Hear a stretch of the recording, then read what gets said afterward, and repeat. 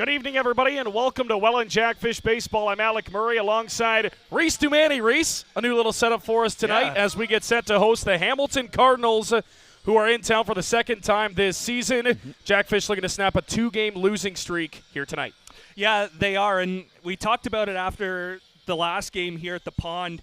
It's not a matter of them having issues getting guys on base. It's the clutch hitting that's kind of been absent from this Jackfish lineup over the last couple of games. So, again, there hasn't been a lot of problems. Pitching has been fine. Getting base runners has been fine. But scoring those base runners has been the big issue. Couple additions to that offensive lineup. You mentioned it. They were looking for some more firepower. Jake Sanford goes up to the Frontier League and joins the Ottawa Titans. Well, they bring in a couple of power bats. Austin Gom, the older brother of Tyson Gom, who's been playing here all season and last year. He's here to make his Jackfish debut here tonight. He'll start at first base and wear number 6. And the big one, an Atlanta Brave draft pick, P.O. Boucher. He'll wear number 15 and start in left field for the Jackfish. He's also going to lead off tonight. Yeah, Sanford, he left a big hole in the middle of the lineup. And when we saw the results throughout the beginning of the year, we're like, maybe if they lose one guy, probably wouldn't be a hole in the lineup, but I think they were just missing something once Sanford left. So to get a couple of guys, you get Luther back in the 9 spot, what he's used to doing so far this season. Weiser still hitting third. Like you said, Boucher's going to lead off. So just the lineup gets a little bit deeper now with these couple of additions. And for the Jackfish, the Cardinals, and they're just looking to put all the offense together. They've got a bunch of components, but they got to put it together. Jackfish still sitting with 12 wins in first place in the IBL. Jose Dominguez draws his second home start. He's been phenomenal this year. Yeah, he has. He attacks the strike zone. He makes it really tough on hitters. Again, another guy that you don't want to get down 0-2 to. You know, Ben Abram, Euclides Lair. I mean, we could go on and on. The pitchers you don't want to get behind, nothing in 2 on this Jackfish squad. But Dominguez has been very consistent. His strike throwing has been phenomenal, and he's commanded the strike zone really well. And you know, the most important pitch in baseball is strike one. And I know kids will say, oh, no, it's a curveball. It's a 98-mile-an-hour fastball. No, it's strike one. If you get ahead of hitters, you're going to be really successful, and Dominguez has done a nice job of that. Put the baseball in the zone, name of the game. And last start, Jose Dominguez, not the strikeout numbers that, you know, a James Bradwell, a Ben Abram we mentioned, Euclides Lair are going to have, but his pitches are very well located. He's going to find the zone, and he's going to get a lot of rollovers, get a lot of fly balls, get a lot of weak contact on those pitches. Yeah, you had mentioned it to me. It's not very often that fans don't get free fries here from 5 strikeouts. And just on that one occasion, Dominguez was just too much in the zone for the guys not to swing. And sometimes that works in a pitcher's favor. You like to get Ks. It looks nice on your stat line. But at the same time, that can lengthen an outing. Instead of having to get to 3 strikes, if you retire a guy first, second, third pitch, you might see an extra inning or 2 in an outing. So, you know, efficiency is key as well. But, yeah, you got to be in the strike zone to be successful. Let's talk about this Hamilton Cardinals team first. A new-look Hamilton Cardinals team. A team that maybe has been a little bit worse than their expectations have been coming into the season. But they're still sitting around that mid-pack in the standings. Hamilton possibly to be a really good IBL team this season. You know, they brought in veterans, John Salazzo. Still have Tyler Duncan in the lineup. Speaking of those two, those are 2 guys they need more from, and hopefully they get it. John Salazzo, his first home run of the season a couple nights ago back at Christie Pitts. Yeah, they're 8-8 on the season. They put up 18 runs on Toronto, in Toronto. So, you know, they've got the offensive power to do so. They've got pitching. Boone started in that game yesterday against Toronto, went 5 innings. And, you know, a team that's just looking to get on a roll. You know, they've been kind of hovering around 500 for most of the season. Obviously now 8-8 at 500, but it's a team that just has to get on a roll and start to stack wins together. You know, there's a group where it's 12-win Welland Jackfish, 12-win London Majors. Chatham Kent is up there as well. They're looking to join that pack, so they just need to get on a roll. And I mean, we've started to see the advertisements go out about the All-Star Showdown that's going to happen at Bernie Arbor. So I know that's going to fire them up to try and play in front of the home crowd. So just for the Cardinals, just get on a roll. They've got the pitching to do it. They've got the bats to do it. Again, they just got to put it together, much like the Jackfish offense. Keys to success today, Reese, for the Welland Jackfish to get off this 2-game losing streak. Score with runners in scoring position. Big thing for clutch them. hitting. I think that's number 1. I'm not going to look at pitching and defense. We've seen highlights for both. I mean, Gio Morello absolutely laid out for a ball in the last game we saw here at the Pond. So that's a big one. You got to be able to hit with runners in scoring position and be able to score runners on a more consistent basis. And then I think for the Cardinals, try to minimize damage. Last time they were in here, we saw the Jackfish start to pile on in innings where maybe the Cardinals gave them a few extra outs. Yep. Minimize damage as much as possible, and the Cardinals will be successful. Speaking of the All-Star Game, quickly approaching, voting open this past week. Make sure to go cast your vote. 1 vote ballot per email. A lot of great players, a lot of great options there. We mentioned it. Bernie Arbor will host this year's All-Star Game. Great venue, great place for it, Reese. Have you tossed your votes in there yet?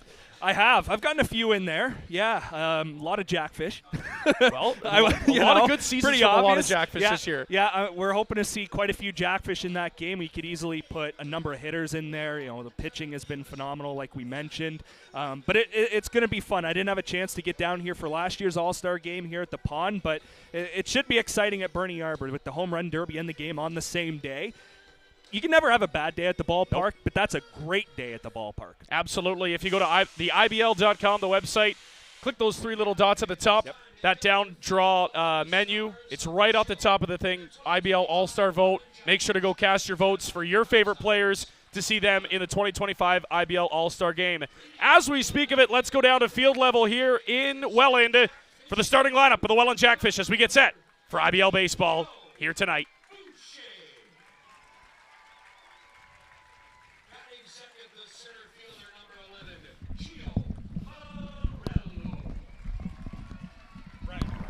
Batting third, the shortstop, number 4, Jonah Weisner.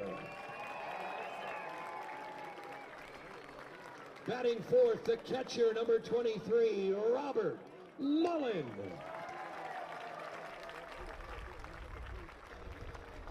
Batting fifth, third baseman, number 10, Mateo Porcelado. Batting sixth, first baseman, number 6.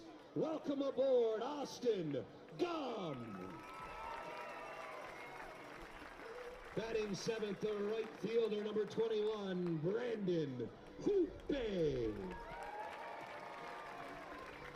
Batting eighth, the designated hitter, number 16, Sam Cocker. Batting ninth, the second baseman, number 20, Brendan Luther. And on the mound for the Jackfish tonight, wearing number 45, Jose Dominguez.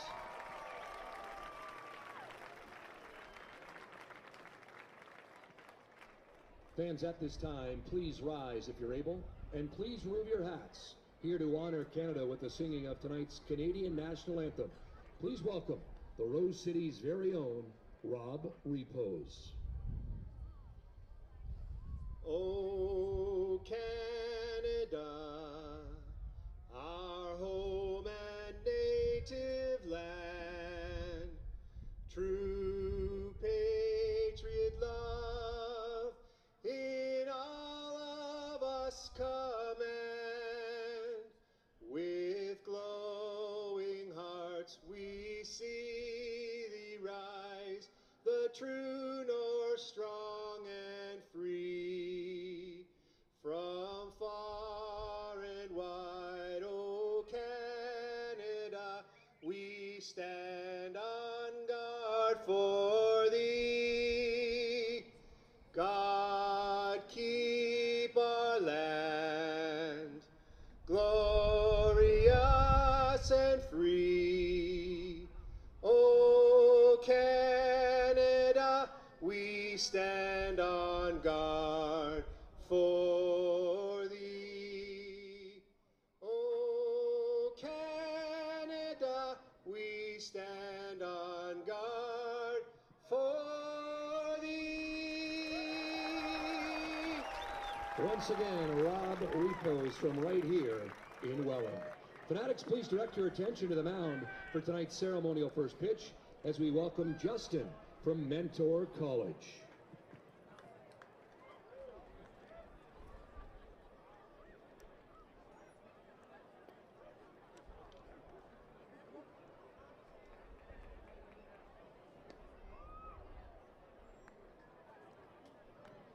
Not too bad, right down the middle, Justin from Mentor College. Now down to the field, Ryan is with the Play Ball Kids. All right, Fanatics, have the U11 Niagara Falls Falcons here to get this party started on 3. 1, 2, 3. Here we go, party time.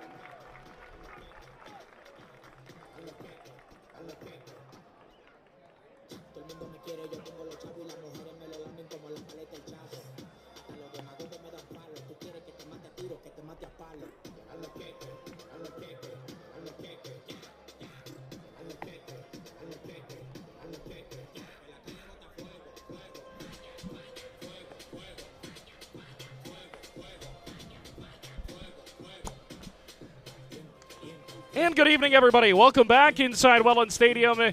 Beautiful, overcast, chilly, but comfortable weather for baseball here tonight in the Rose City as the Hamilton Cardinals are in town. There's your starter. Jose Dominguez draws his second home start after a phenomenal first start at home. That came on Father's Day. He was electric, going 7 innings, not allowing a run. Dominguez looking to replicate that here today. A perfect 3-0 record, a sub-3 ERA, a sub-2.5 ERA, we should say, in 20 innings pitched. A newcomer for the Fish gets his 4th start of the season. I'm Alec Murray alongside Reese Dumani. We're glad to have you alongside with us as the Hamilton Cardinals, coming off a big-time performance a couple of nights ago against the Toronto Maple Leafs, look to do the same thing here tonight in Welland. The Jackfish trying to snap a 2-game skid. As we get the throw down, let's take a look at the starting lineups tonight, starting with the Welland defense. Couple of new faces in Welland here tonight. There it is up on your board. P.O. Boucher gets the start in left field. Gio Morello will start in center. Brandon Hupe in right. On the infield, left to right. Mateo Porcelano gets the start at third. Jonah Weisner will start at short. Brandon Luther back in that 9-hole tonight will start at second base. And Austin Gaum makes his debut over at first. Jose Dominguez to start. Robert Mullen will do the catching. Sam Cocker will DH for the Fish.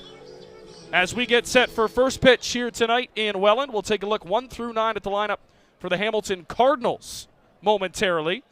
As that pops up, here's Yoki Pena to lead things off. He'll lead off and play left field, followed by Nico Kakados.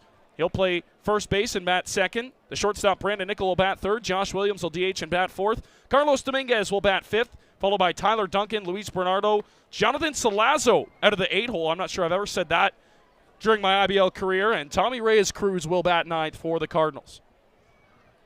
Yeah, there's a couple of guys in that lineup where we're like, really? It's like, is that right? Like Duncan being one of them in the 6th spot. You're right, Salazzo being in the 8th spot. It's, some of these guys just haven't been consistent as of late, I would say, even though the team is back to 500. 1-2. Dominguez ahead. Looking to retire the leadoff man. Here comes the offering. Pena will reach out and spoil one. Hamilton wearing those the hammer jerseys tonight. They look sharp. Yeah, I like the blacks for the Cardinals.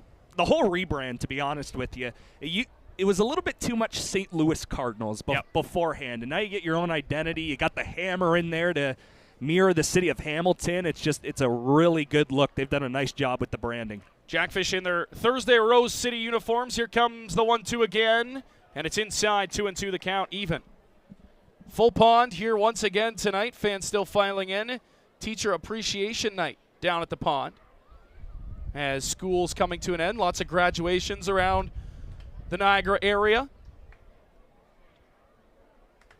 Teachers getting off to a much-needed and a well-deserved summer break here soon. That one's going to be on the ground to second. Luther backhands it, bobbles it, stays with it. No play on to first.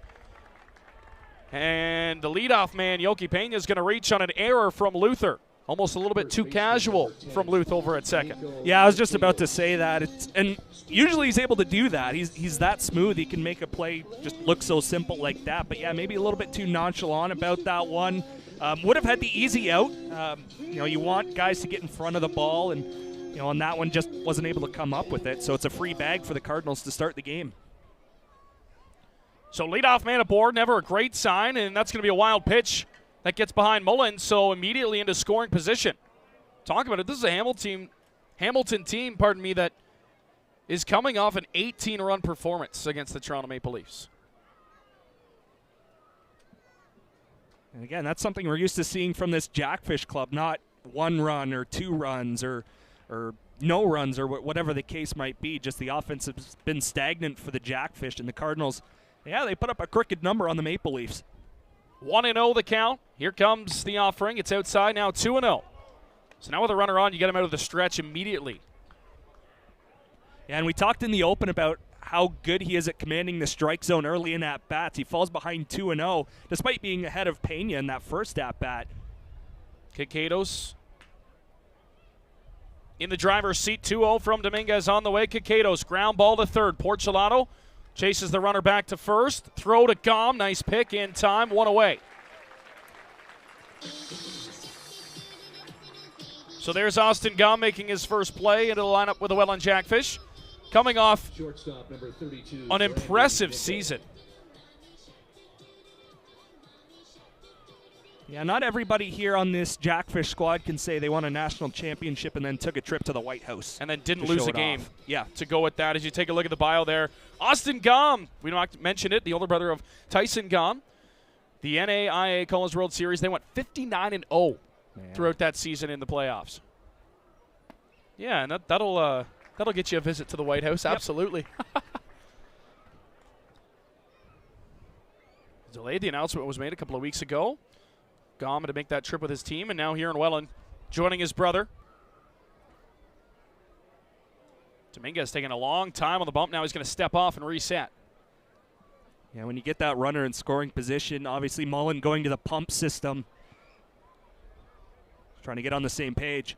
Here comes Dominguez's offering, and it's 0-2 as it's fouled off. Josh Williams lingering on deck. Bounce back season for the DH of the Hamilton Cardinals. He has been with a multitude of teams throughout his IBL career, and a significant knee injury kind of put him back a few years and bounced around a little bit, and now back with the Hamilton Cardinals, having a nice bounce back season, and that one is strike three at the knees. So Jose Dominguez gets his first punch out of the night, 2 away here in the first. Hitter number 8, Josh Williams. Yeah, and after that error, he picked up Luther. Dominguez did. He got the ground ball, and the big thing was that ground ball was on the left side, so no chance for Pena to advance 90 feet to third base. You get that ground ball 5-3, and then you get yourself a punch out here. Now you're one pitch away against a very dangerous hitter, of course, but you're one pitch away from getting out of a little bit of trouble here in the opening inning. Here's a guy the hometown team might see in that All-Star game at Bernie Arbor, Josh Williams, and he crushes the first pitch deep to left center field, drifting back, and the warning track, Gio Morello hauls it in. So they strand a leadoff error, and Dominguez works out of it. He picks up his teammate Luther, and through half an inning here in Welland, we're scoreless. We head to the bottom of the first. Hamilton 0, Jackfish coming up. Ryan Harrison, Director of Fun, take it away. Thank you, Rodney. I'm over here in section 101 with Gio, who hails from Brazil. Now, you got to stand up for this. This is her very first time here at the pond, and she wants to become one of you, whether she likes it or not, or knows it. And the only way to do that is one thing and one thing only, fanatics. And here comes Fisherman Fred himself with an ice cold Halifax cod. That's right, Gio. It's time. Kiss the fish. Kiss the fish. Kiss the fish. Kiss the fish. Kiss the fish.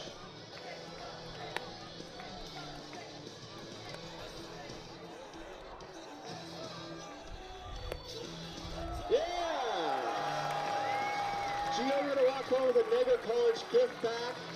Gio. And ice cold pond water lager. One more time for our newest fanatic of the pond, Gio from Brazil.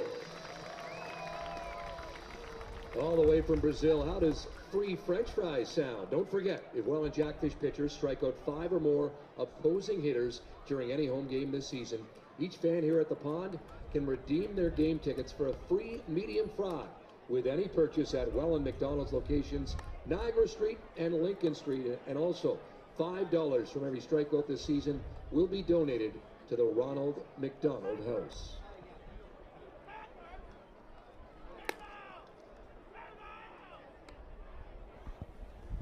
Bottom half of the first inning here in Welland. Thanks for joining us. on a thirsty Thursday edition of Jackfish Baseball. Alec Murray, Reese Dumani with you. As here he is, the new guy right off the hop. As P.O. Boucher will make his debut in his first at-bat. Number 15, P.O. Boucher. Here's his Frontier League stats popping up: a 239 average, a couple of home runs, 12 RBIs. Take a look at P.O. Boucher's couple of interesting facts. Born in Quebec, December 3rd, 1999. 21 games in the Frontier League this year. He was a 10th round draft pick in 23 in the Atlanta Braves.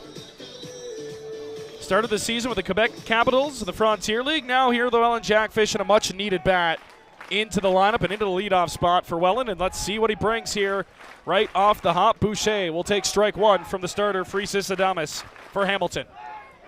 Yeah, you had another bat that can do some damage, another lefty bat as well.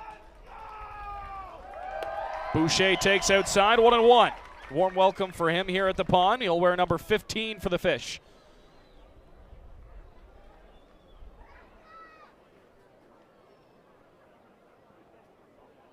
One on the way. Big rip and a miss from Boucher, and it's 1-2.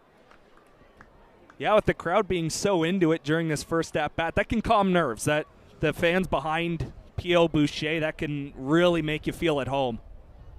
1-2 on the way from Adames, and it's high, 2-2.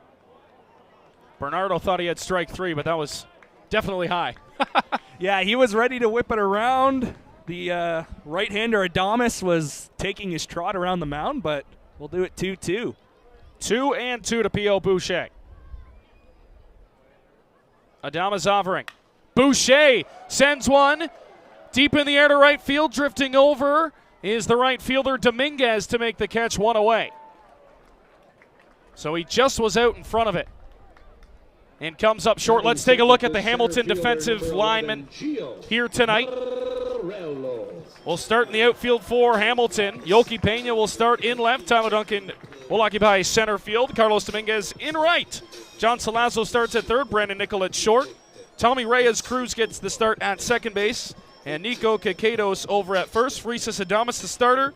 Luis Bernardo now back behind the dish. Never left Hamilton, but now strapping the pads back on to catch.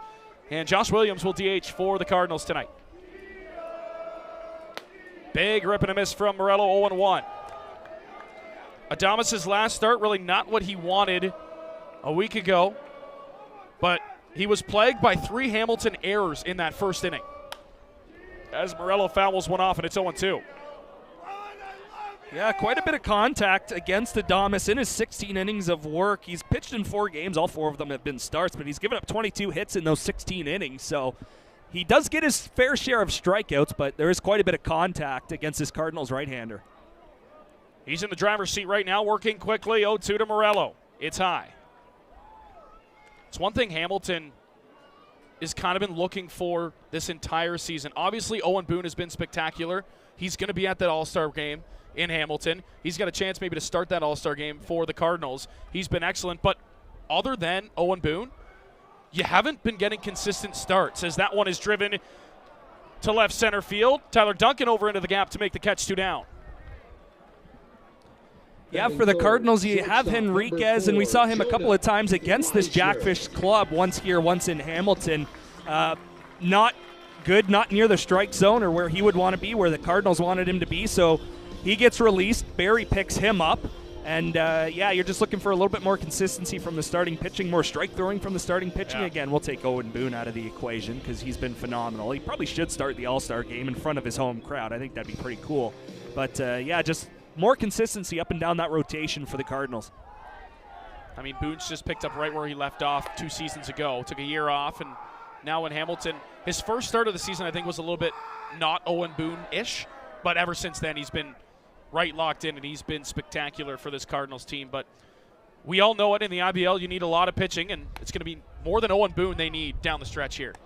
Yeah, when you start to get into August, start of the playoffs, you know, guys might be headed back to school, so maybe the rotation or the bullpen gets a little bit shorter. So, yeah, that depth is huge. Wisner in a 1-1 count, takes outside, 2-1. Wisner having an all-star start And an MVP-type start to his season. We're going to continue that here today. You got to be thinking there's not many other options to start the game at shortstop other than the guy who's in the batter's box right here. Nope, not at all. 2-1 on the way. Wisner off the end of the bat. Couple of steps off the infield. Back is Reyes Cruz to make the catch. So 3 fly ball outs for Freesis Adames to get out of the inning. He goes 1, 2, 3 in the bottom of the first. To the second we go. Scoreless here in the Rose City on a thirsty Thursday. Ryan, who is with you tonight? It's time. It's Empty Bellies Dizzy Bat Race time. We got Eric and Ethan for a chance to win $25 to Empty Bellies. Go over here, guys. Over here. All right, here's how this works. When I say go, head to bat, back to four, spin around until I say stop. At what point? I hit the ball at the tee. First contestant to do so wins $25 to Empty Bellies. Fanatics, welcome to Thirsty Thursday at the Pond. Are you ready? Not bad. On your mark, get set, go. They're off. No shank here tonight, so I guess no official judge. Let's all up to the Fanatics. What do you think, guys? Keep them spinning. What? That's good. Round and round and round they go. Don't peek at your competitor. What do you think, Dan? No, ruthless. You're a bunch of ruthless individuals.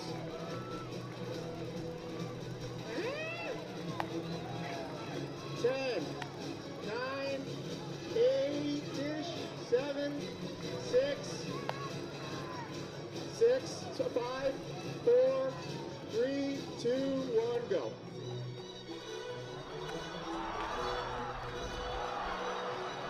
Congratulations, sir, on over $25 to Empty Bellies.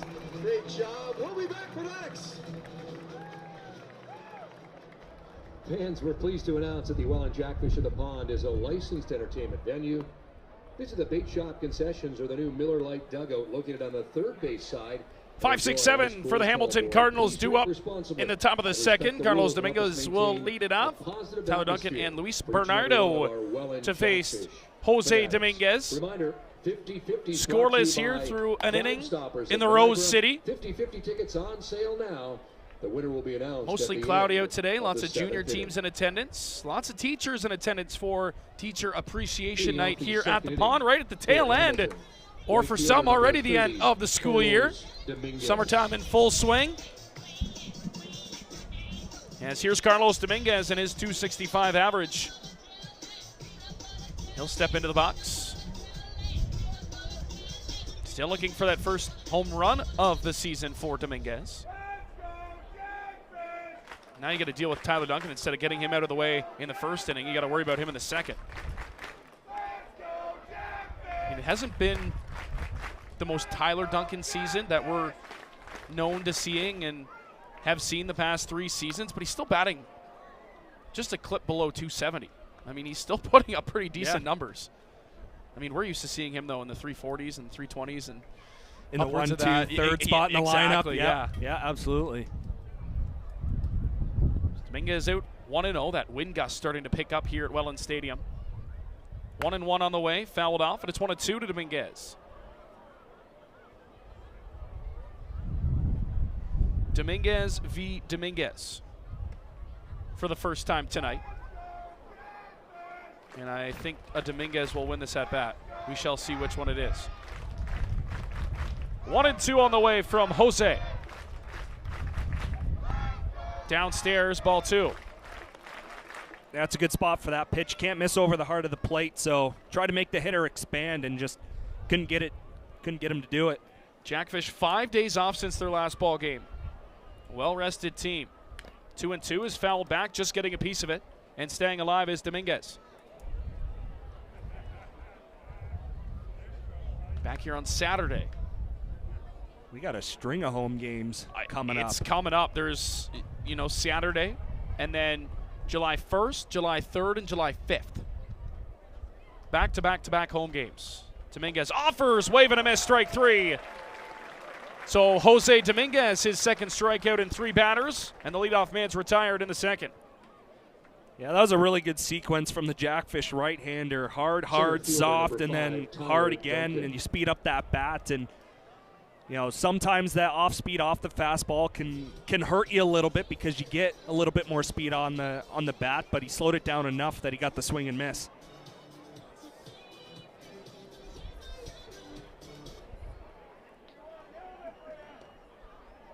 Dominguez first offering, not competitive to Tyler Duncan.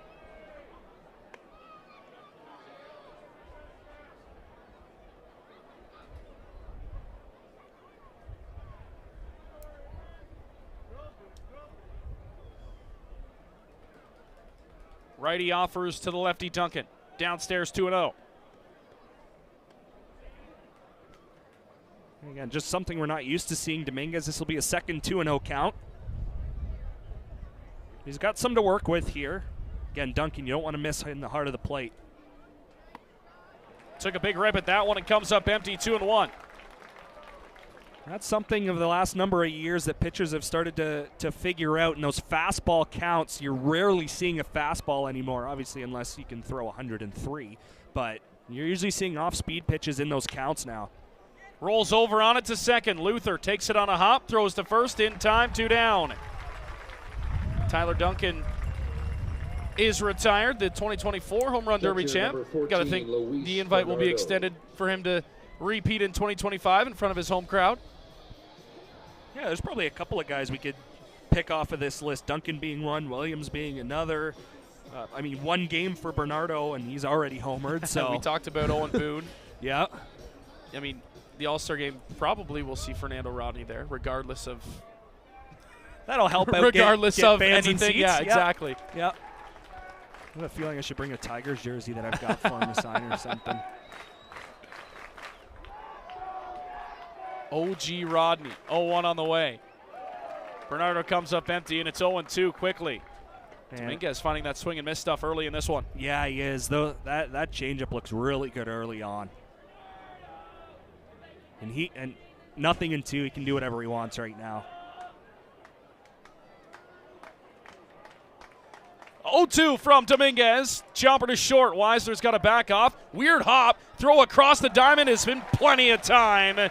Side retired. 1-2-3. Go the Cardinals. We head to the bottom of the second, scoreless in Welland.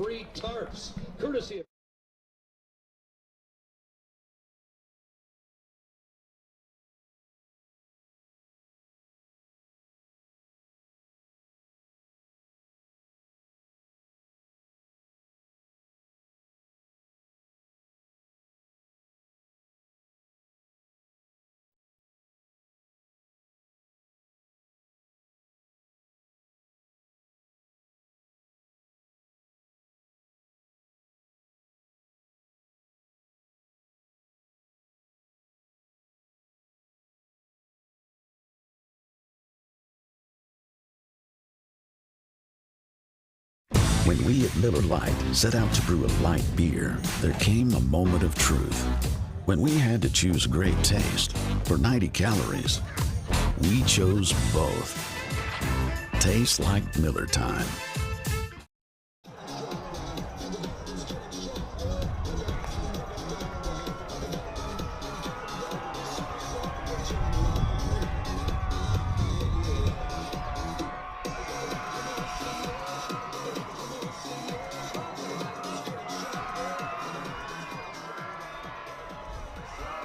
Fans, keep up that energy, because I got one question. Who wants to be fan of the game tonight? 4 2025 Flex Tackets and a Giant FM t-shirt to the loudest, to the craziest fan here at the pond tonight. Make some noise if you want to be fan of the game this evening.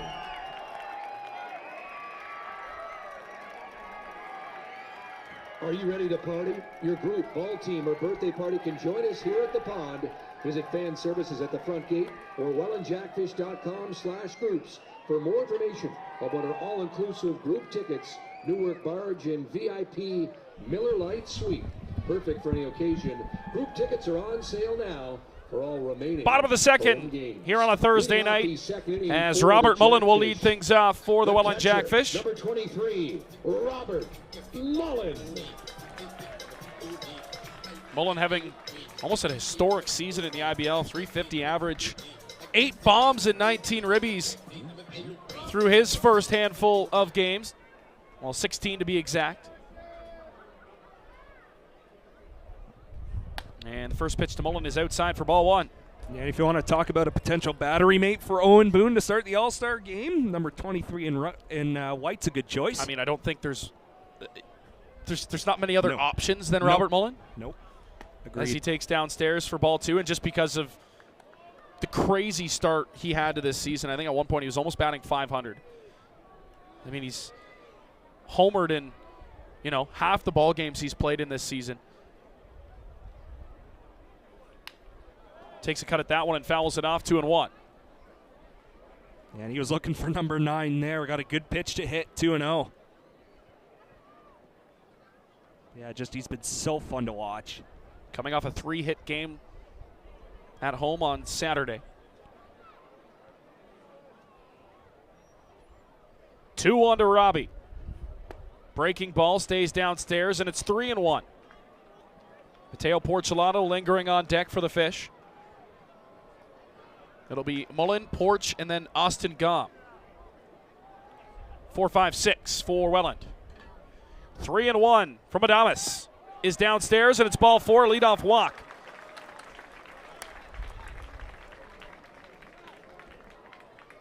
As much damage as he does do with the bat, again, one of the third baseman, guys around the league that really has a good idea of what the strike zone is. Obviously, being a catcher helps, but he'll take his walks. He understands that he's got guys behind him that can, not necessarily pick him up, but that can drive the baseball as well. So he'll take his walks.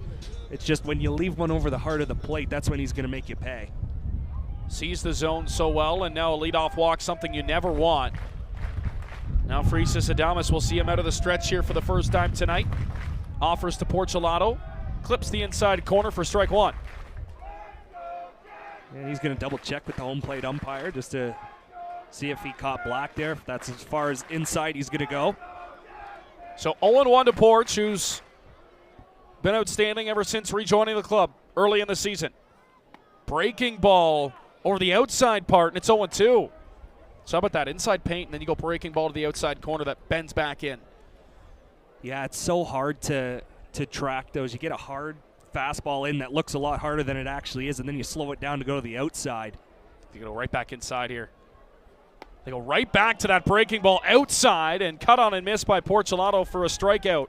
So Adames K's his first batter of the night, one away here. Nice bounce back by Fanciest Adames. Yeah, it was. Yeah, you go hard inside, and then you go twice soft on the outside part of the plate. And when you've got Porch 0-2 there, and with the sequence that he had through those first 2 pitches, again, it's just you have to go into battle mode if you're Porch. He just was unable to get a piece of that 0-2 breaking ball. And again, let's see if Gom can pick him up. Another new bat into the lineup, making his debut here tonight. Austin Gom. Back with the Welland Jackfish. First one, he rips it right back up the middle, base hit.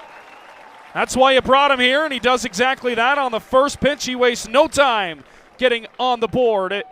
And now 2 on with 1 away, and that'll bring in Brandon Hupe. Yeah, welcome to the pond, Mr. Gom. Goes right back up the box for a nice, crisp, clean single. And it's a rare right-handed bat in this lineup to join Robert Mullen and tonight Sam Cocker. So, 6 lefties tonight and 3 righties. And really nice job by Gom to see that first pitch well and drive it back up the box.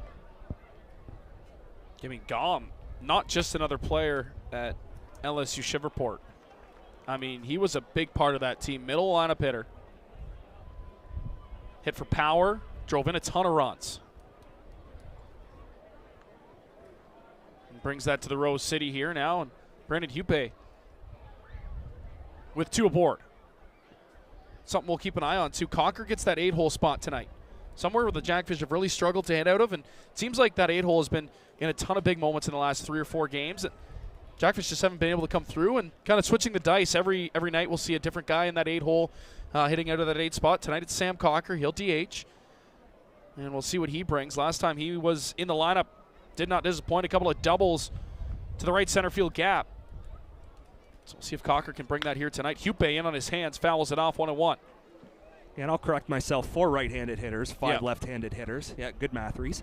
And a string of right-handed hitters as well. We're used to seeing lefty, lefty, lefty, righty, lefty, lefty, lefty. But you've got a string of 3 straight right-handed hitters with Gom, Hupe, and Cocker. So it was righty-on-righty matchup. This is an important part of the lineup. Like you said, the number 8 hitter, it'll be Cocker, but they're just looking for a little bit more offense. Doesn't matter who's in that spot. It's just, they haven't found a way, like you said.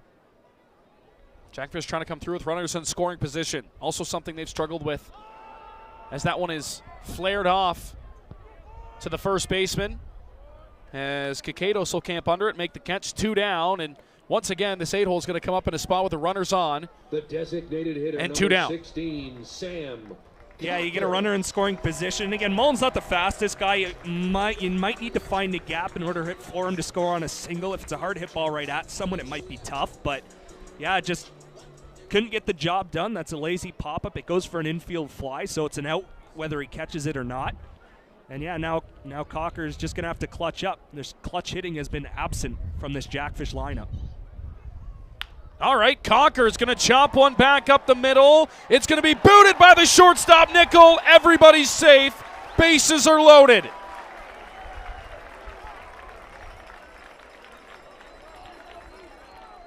Nickel ranging to his left, could not make the play. Baseman, number 20, Brandon Luther. And now here he is right back in his spot. He's been oh so good, and Brandon Luther comes in a big spot early in this ball game.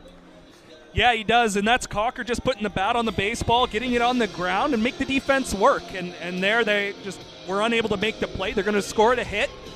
So Cocker will go 1 for 1, and now, yeah, you just pass the baton on to the next guy. Luther has been phenomenal out of the 9 spot.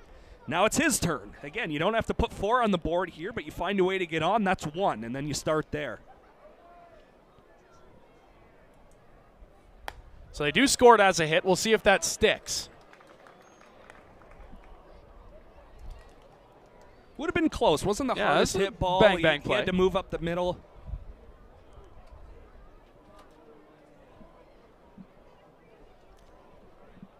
We're getting confirmation from everyone. We are getting confirmation.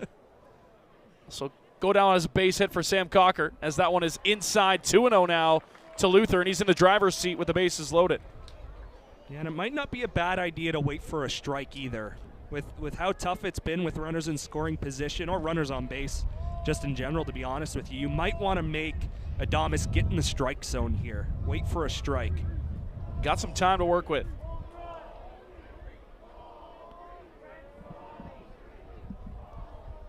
Top of the order lingering. P.O. Boucher on deck, inside, and it's 3-0 to Luther.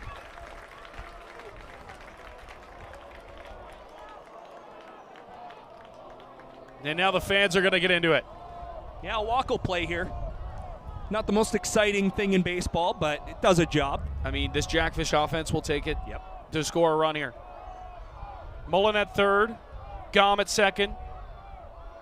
Bouncing over at first base is Sam Cocker, and strike 1 is called to Luther, now 3-1. So now you got to get a pitch perfect. Yep, absolutely. You gear up for something middle. Again, you don't necessarily have to offer. It's 1 pitch, 1 spot. If it's there, you whack it. If it's not, take your chances 3-2, or you're on first base with an RBI. 3-1 on the way from Adames. Luther swings away and pops one into left field. Yoki Pena camped under it, and the Jackfish leave. The bases loaded in the second. We head to the third. Adames works out of it. Scoreless after 2 in the Rose City. New at the pond again tonight. Southside CJ's ready to set up. Direct your attention right in front of that Jackfish dugout. It's time for apple bobbing, presented by a Kersey Bayer Group at IG Wealth Management. We're going to get set up, and who is going to apple bob tonight? Oh my. Ryan, take it away. That's all right, I'm okay, Rod. All right, we got Gregor for on here for the apple bobbing contest. Pretty simple rules. Whoever can get the most apples out of this in 30 seconds wins a gift card to actually Minor Brothers. It's been presented by Minor Brothers. Guys, we'll get you to swing around here. So the fans can see you do this mess. It's a new one, hopefully a good one. Hopefully you know how to swim. Good, Alex, are you ready? On your mark, get set, Bob. Don't use those hands. Get in there. Oh, they're hard apples. You gotta get, oh, there's one. Oh boy, it's cold water too. We actually put ice in this thing.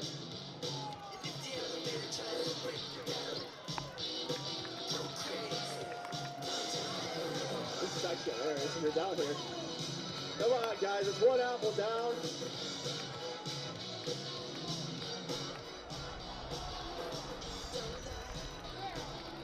That's two. These are delicious, by the way. 10, 9, 8, 7, 6, 5, 4, 3, 2, 1. Congratulations, you're up at home with $25 at Meyer Brothers. These soaking wet. Make some noise for our contestants, these delicious apples. Want to wear the fish? Visit the new tackle box on the first base side of the stadium or online at shop.wellandjackfish.com for all your fanatic needs. Fans, a reminder, the park is a non-smoking facility. Smoking and vaping are not allowed anywhere within the stands or concourse in accordance with provincial and municipal regulations. Anyone caught smoking inside the venue may be subject to fines and removal from the facility without refund.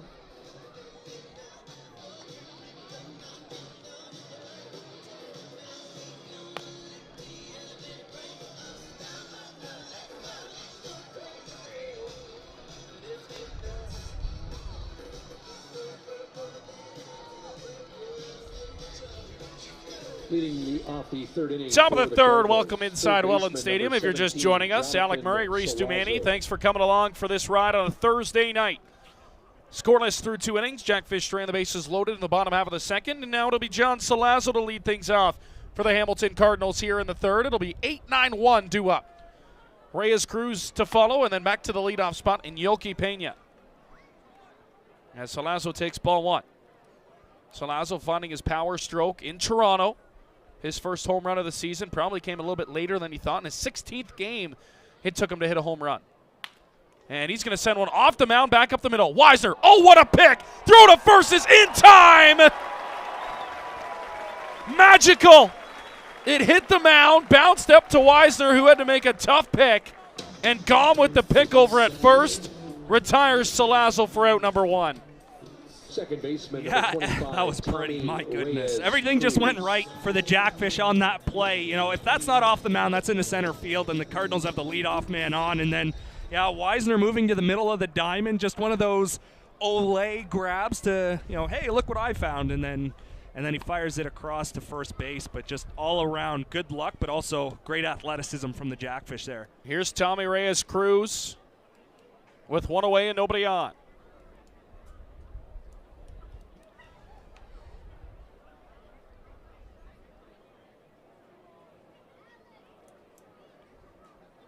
One 0 on the way.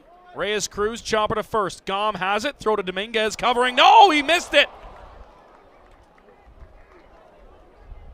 Dominguez drops it. Looked like a pretty good throw from Gom, and the 9-hole hitter, Reyes Cruz, is going to reach on an error.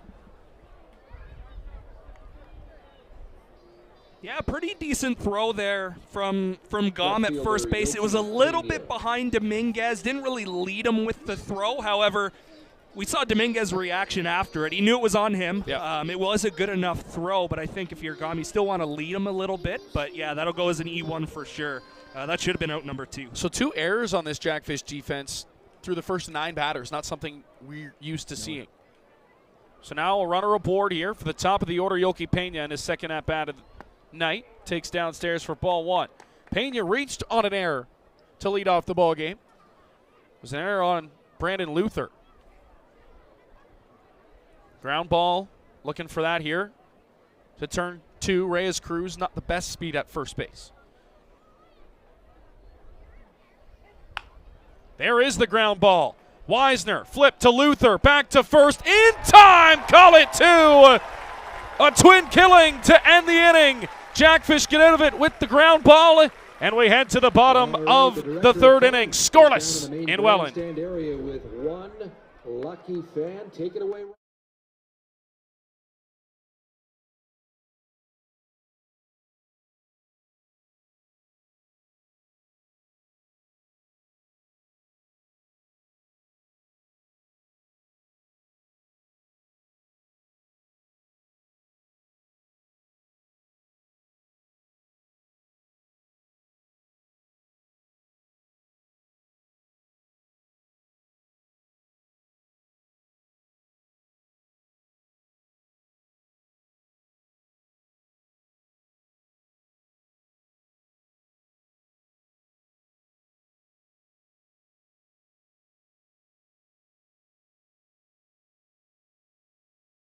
let me into my zone. Let me into my zone. Please don't let me into my zone. Let me into my zone. Let me into my zone. Let me into my zone. Please don't let me in. Yeah. Can't answer my phone now. Just leave it there, that tone. Ballin' can't beat me up, cause I'm back in my zone now. Cause I'm back in my zone now.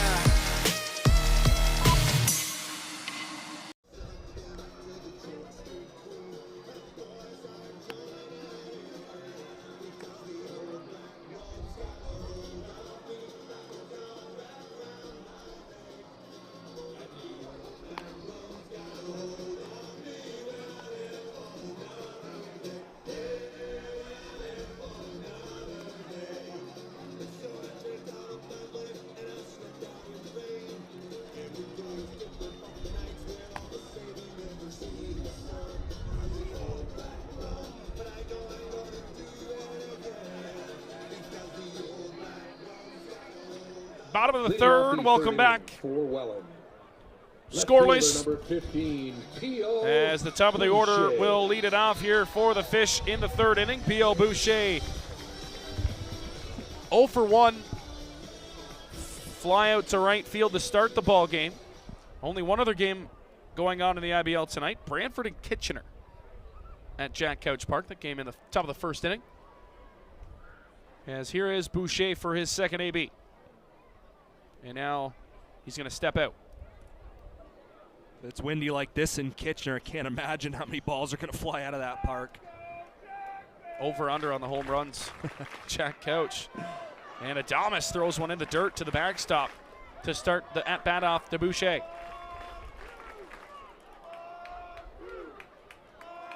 A launching pad to begin with, but you add a little bit of wind to that.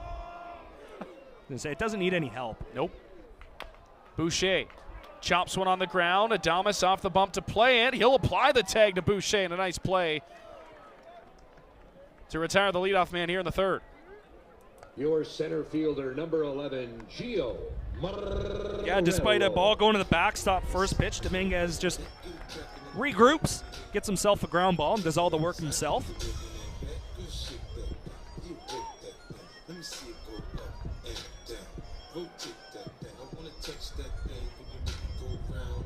So here's Gio Morello with one away and nobody on. Morello also 0 for 1 with a flyout. Nice start for both starters here tonight.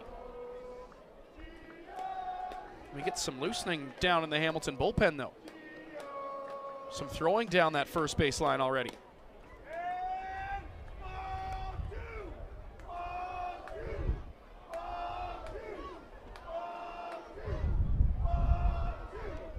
A 1-0 to Gio on the way from Adames. Big cut and a miss, 1-1. Gio just looking to get something started there. Big cut, 1-0. Had a pretty good pitch to hit.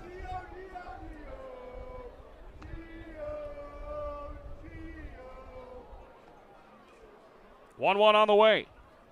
Morello, fouls it right off the catcher. And it's 1-2 though.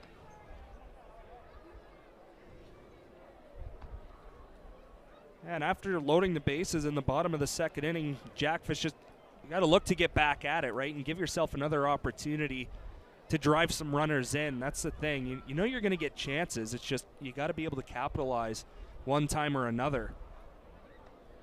Here comes the pitch to Morello. It's downstairs for ball 2. And we talked off the top. It's not like they haven't had opportunities with runners on base. You know, it's one thing to not have anyone on altogether and you're just having 2-3 hits a game. Maybe throwing a couple of walks there, but they're getting their guys on. It's just a matter of getting them around to score. Pitch to Morello, fouled into the catcher's mitt. Did he catch that?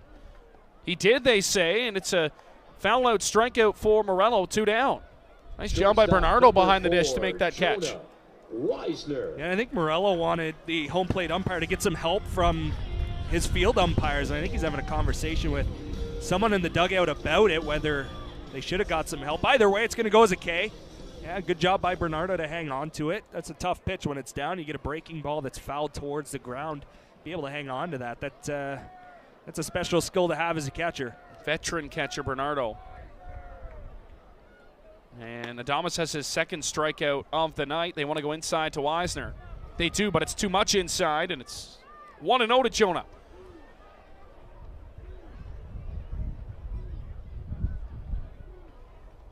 Weisner pump out to second. Going to show bunt and go through 1-1. I like it. Again, like a walk, it's not the most exciting play in baseball. It can be if it turns into a Little League home run, but again, with 2 outs, maybe you try and catch the defense napping. Huge gap in right center field for Weisner. 1-1 offering coming from Adames. Here it is. Fouled off in on his hands, and it's 1-2. There's a ton of room up the middle, too. Reyes Cruz shifting well over to the right side.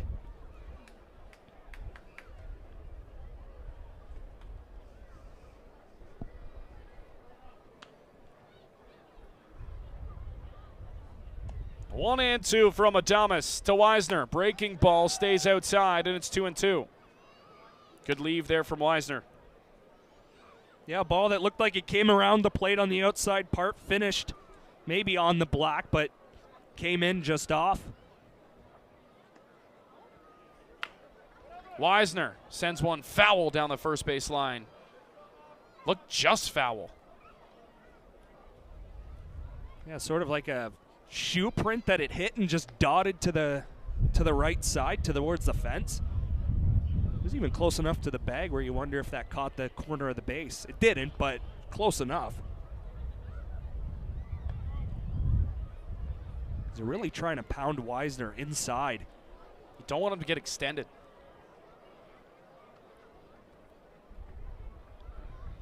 It's interesting, you pitch him inside too, and you leave that massive gap in right center. Yeah. Yeah, you'd think you'd shift the defense over to kind of match where they want to throw that ball. 2-2 to Weisner. Adames rocks into his windup. Here it comes, and he fouls it off. That time he missed his spot. Left it over the heart of the plate, and Weisner fights it off. That's what bugged me, and again, thank the Lord that they've changed the rules in Major League Baseball, but that's what bothered me. You throw 3 guys on the right side of the infield to a left-handed power hitter, but you're going to throw him outside. Yeah. So he can shoot one down the left field line. Made no sense at all. We'll do the 2-2 again. Here it comes. Chasing in the dirt, waving a miss. Bernardo's got to throw down to complete the strikeout. He does in time. Side retired, so a couple of strikeouts in the third for Adames, who's on a roll here for Hamilton. We head to the fourth, tied scoreless in Welland. It's the giant beach ball run. Looks like we got a number of contestants. Ryan, who's down there for the giant beach ball run tonight? Alrighty, Rod, the big ball run. We got Lucy and Lexi versus Simon and Alexander. Pretty simple rules. When I say go, you're going to take off back to me. First 2 to cross the line wins a $25 gift card to Boston Pizza. Fanatics, are you ready? You guys are on tonight. I like it. On your mark, get set, go, go, go. Oh, there we are. Off it goes. Oh, the one on the right seems there's a little bit of air problems. That's okay. Watch out, Butch. All right, down the stretch here. Here they come. It's going to be a close one. Who knows who's going to get here? Congratulations. To the Falcons. You're welcome to $20 at Boston Pizza. All right, Fanatics, we'll be back.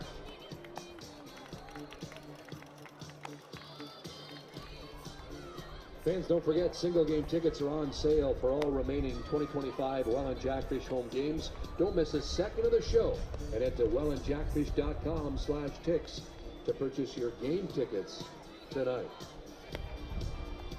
Can't make it to the game? Head to youtube.com/wellandjackfish and subscribe to our official YouTube channel.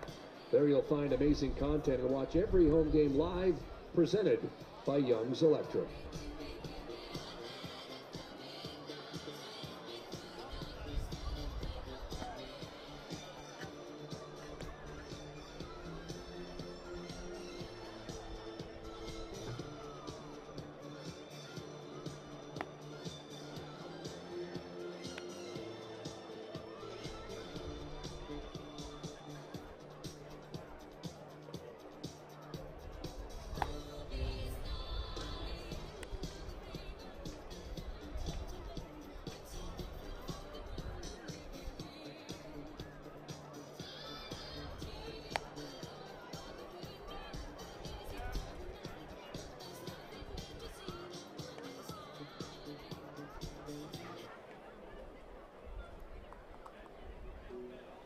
Leading off the fourth. Top of the fourth here on a Thursday night. Scoreless between the Cardinals and Jackfish.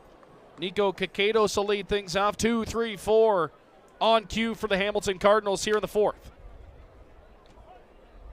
It's Jose Dominguez, who's been excellent through 3. Second time now through the order. To Cacados, who grounded out back in the first. Cacados takes outside for ball 1. So yeah, other than a couple of errors for the Jackfish, Dominguez has made pretty quick work of all these Cardinals hitters. Again, Pena reached on an error in the first, Reyes Cruz reached on an error in the third, but other than that, he's cruising. A couple of strikeouts for Dominguez, 2 to be exact, but other than that, a lot of ground balls. There's another one. Bouncer to third, Porchelato boots it, and the third error of the night for the Welland Jackfish. Allow the leadoff man to reach for the... That's the second time in 4 innings that the leadoff man's reached on an error. Yeah, just the fundamental baseball really hasn't been there for the Jack. For 1, back to first, the throw is high. They get the leadoff man. They do not get the guy running to first, and Nickel will be safe. So Porchelato makes up for it. It's a close play regardless of if that throws on target or not. And now Josh Williams will step in with a runner on and 1 out. Yeah, and as an infielder, you want the next one. You make an error, and you almost want to say to your pitcher, hey, man, get me the next one. I want the next one to me. And Porch immediately gets an opportunity to redeem himself, records the out here. Almost the double play, of course. Throw is off, but it's nice to get that next ball as soon as possible. So here is Josh Williams. Off on the pitch. Whoa, Nickel. He had that base swipe before Dominguez even was into his windup. Dominguez is stunned on the bump. I think I just heard him say what happened. Yeah. That's where you got to communicate. Say, hey, hey. So Nickel's in a scoring position immediately. The stolen base. 0-1 count to Josh Williams.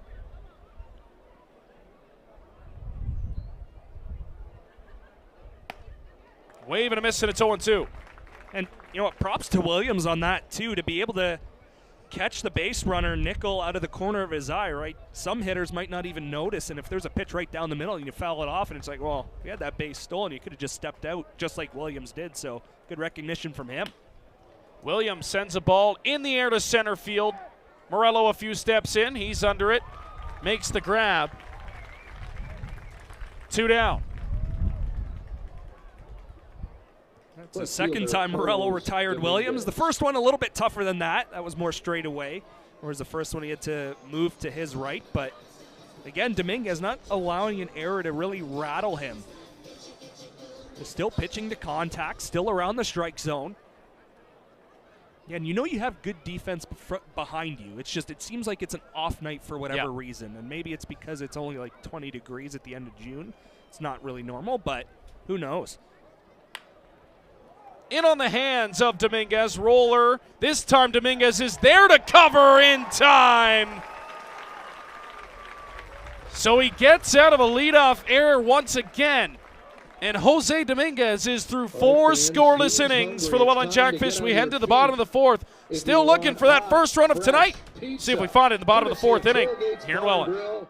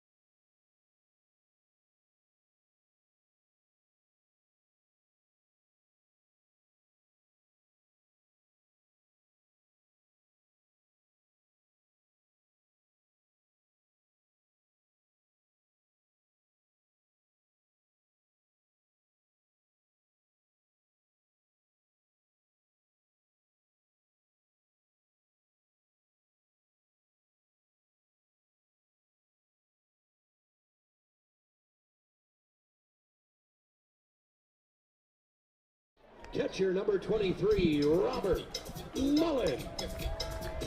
Robbie Mullen will lead off the bottom of the fourth inning. Looking for our first run tonight. If you're just joining us, welcome to Welland Jackfish TV. I'm Alec Murray alongside Reese Dumani. First to 2 at home this weekend for the Welland Jackfish.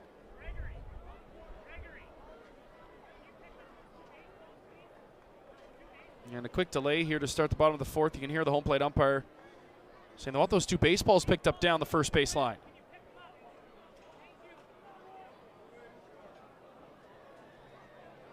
We'll send somebody down there to scoop those up. And Fanciest Adamas back onto the bump for his fourth inning. Mullen goes after the first pitch, ouch, and fouls it off that left leg on the inside. No protector there. And he'll walk that off. Trainer Matt Richards will pop out to check on Robert Mullen. Tried to ambush Adamas' first pitch. Right on that inside leg, Reese. Yeah, that's not fun. I never wore an ankle guard either. That'll sting. You shouldn't have been standing.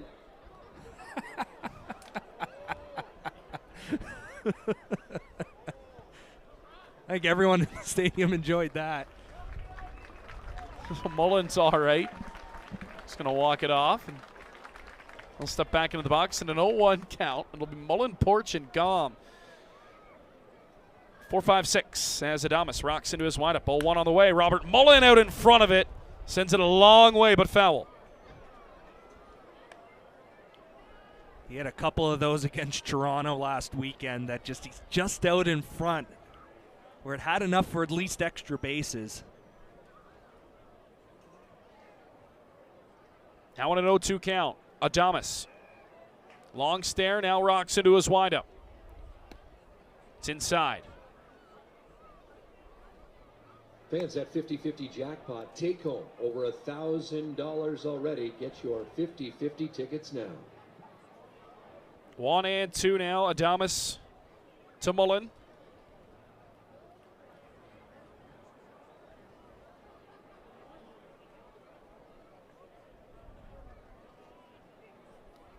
And he skips that one to the backstop. So now the count's even at 2-2. Jackfish tonight only 2 hits, Reese, through 3 innings.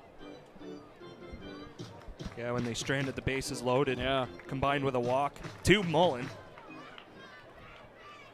He led that inning off with a base on ball. And now Mullen's going to step out and readjust in a 2-2 count. Looking for something to left center.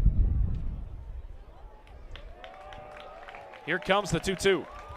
Another one skipped to the backstop. Wow. And now it's a full count. Gripped those last 2 pitches just a little bit too much. Well, even that's 3 straight to the backstop. Yeah. Ball number 1 was a little closer, but still 3 straight, not even close. Those are easy takes for Mullen. I mean, you start to wonder when you see that from a pitcher 3 in a row. It's strange. Yeah. It's because his jersey's untucked. I was going to say. No etiquette. No. Popped out on that last pitch. There's Mullen, laces one, foul.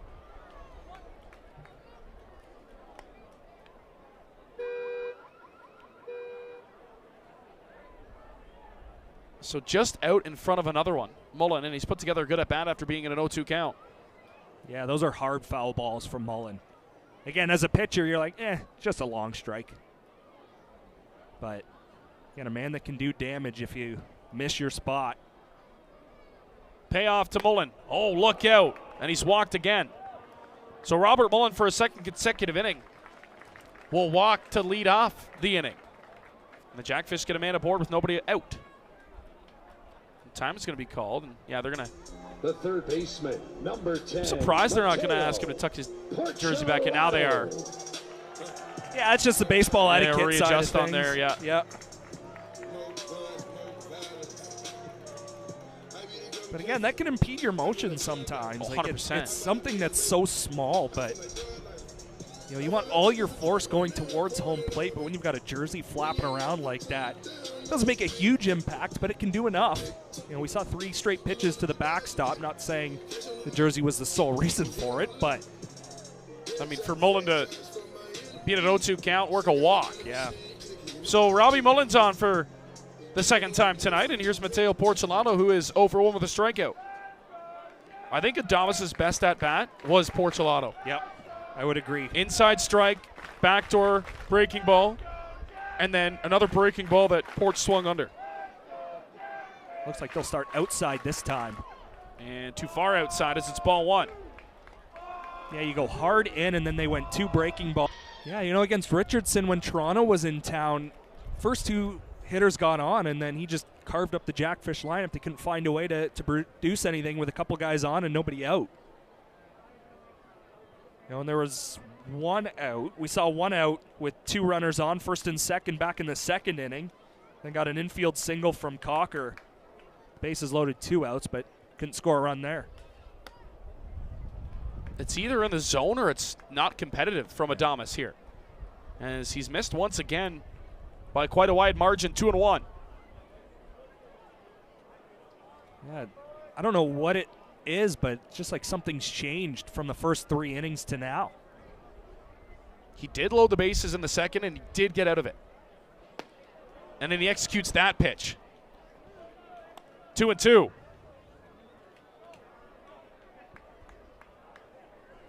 It's an identical pitch to the one that he got Porcelano to strike out on back in the second inning.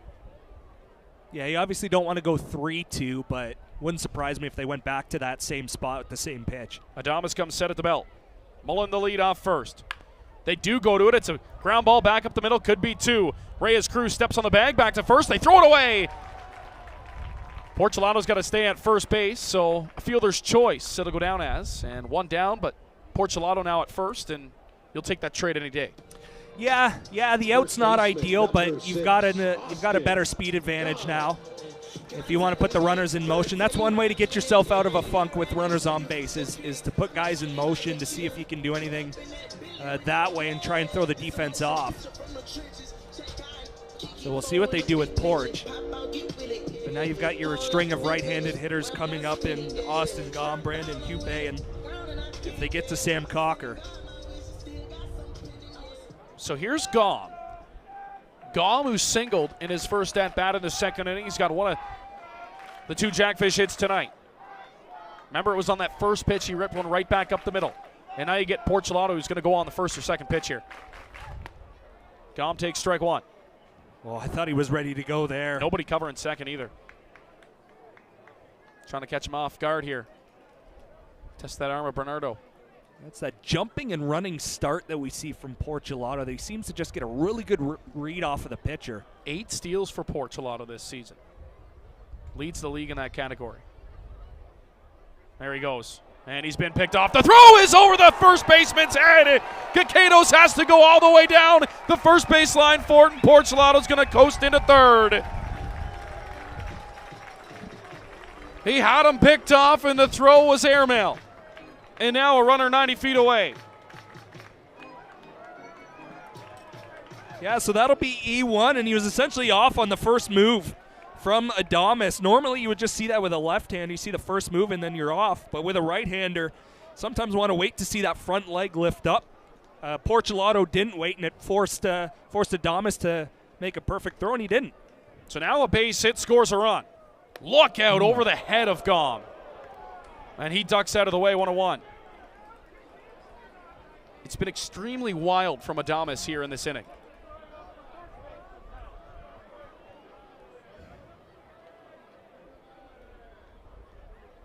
It's in the back of your mind now in the batter's box. Another one, Gom fights it off, 1-2. Check that.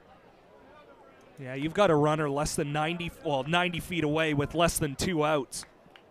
Gotta find a way. Gotta find a way.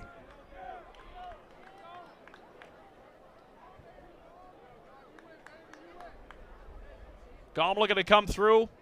Frustrated he couldn't come up with that catch. Gom will get another life.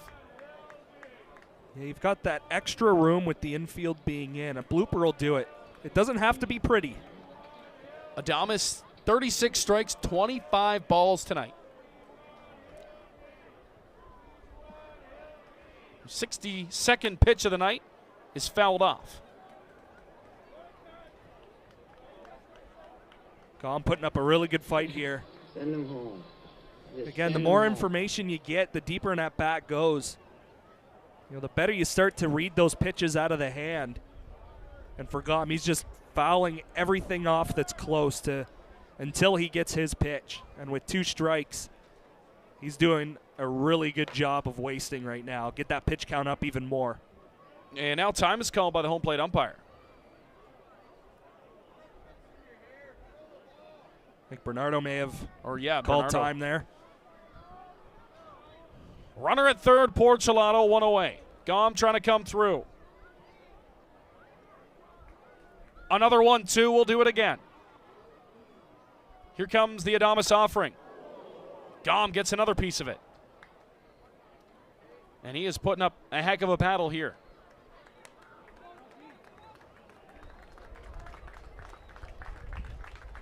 Brandon Hupe on deck for the Fish.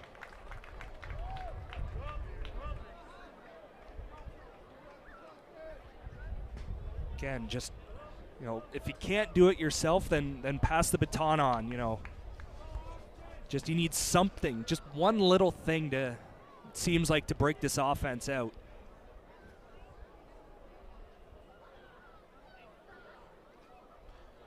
Another 1-2 coming from Adames. Got him swinging, strike 3, and Gom is down on strikes. 2 down. I mean, you can get frustrated with Gom not being able to do the job.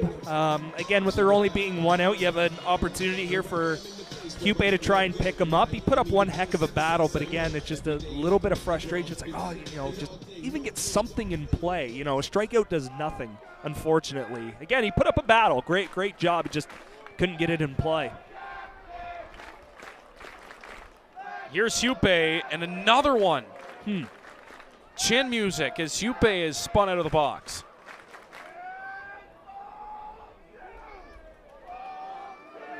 This has been a weird inning. Yeah. You know, a guy who can spin off the location and the pitches that he has, and then it's one extreme to the other extreme. And that one hits him. So back-to-back breaking balls. The first one would have hit him in the head. Second one hits him in the back, and Hupe will stand in there and take it, and now that'll lead things off to Sam Conker with runners at the corners and 2 down.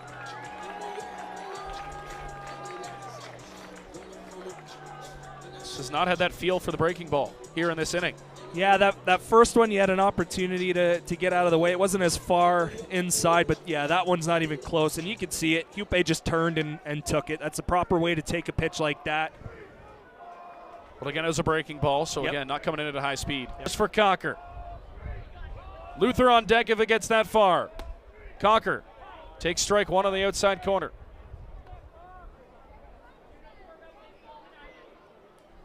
You know, this crowd knows it. They know there's a little bit of frustration with when you're hitting with runners in scoring position and you can't find a way to score them.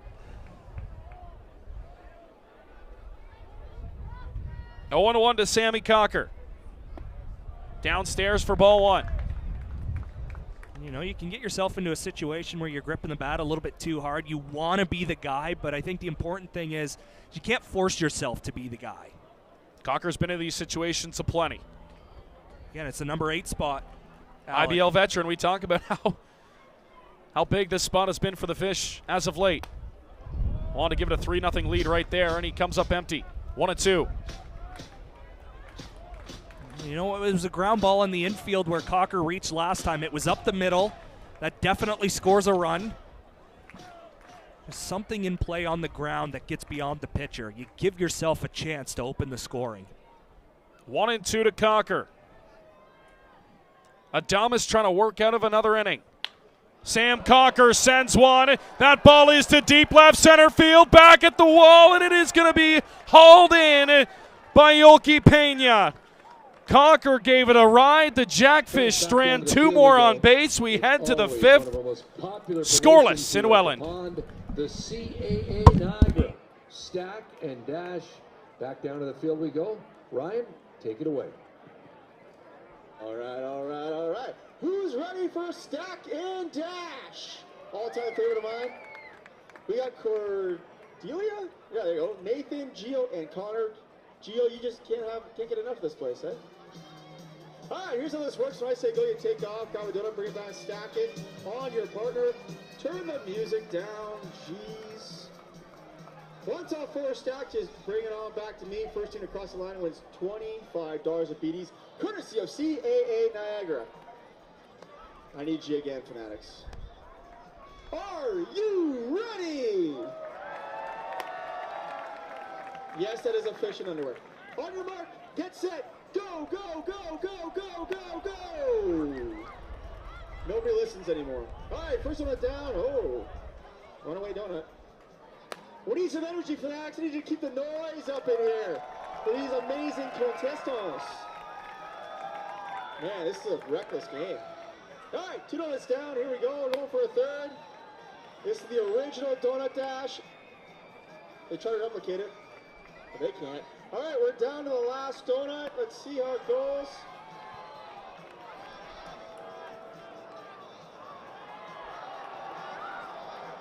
It's all with a dash anyway. Let's see how this goes. Gio's off.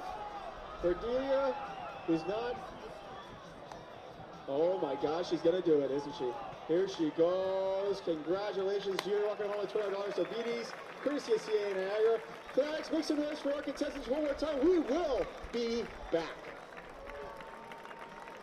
Fans want to host your birthday party at the pond. Visit fan services at the front gate or wellandjackfish.com/groups to learn more about our amazing birthday packages. Don't forget, if you snag a foul ball, visit us at fan services located at the front gate.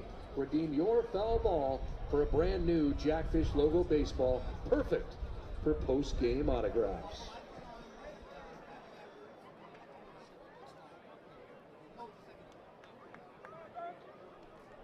Leading off the 5th inning for Hamilton, center fielder number 5, Tyler Duncan.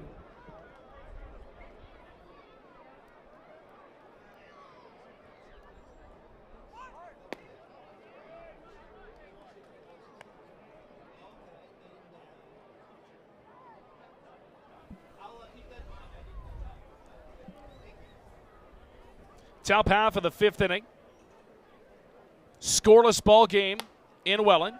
Strike 1 to Tyler Duncan.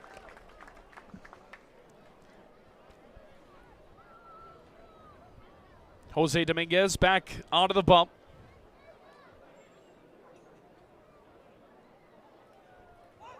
One. He's going to try and lay a bunt down. He fouls it back, and it's 1-2. Yeah, and trying to catch the Jackfish napping there. Again, no score in the ball game. Duncan's got wheels. Put the defense to work.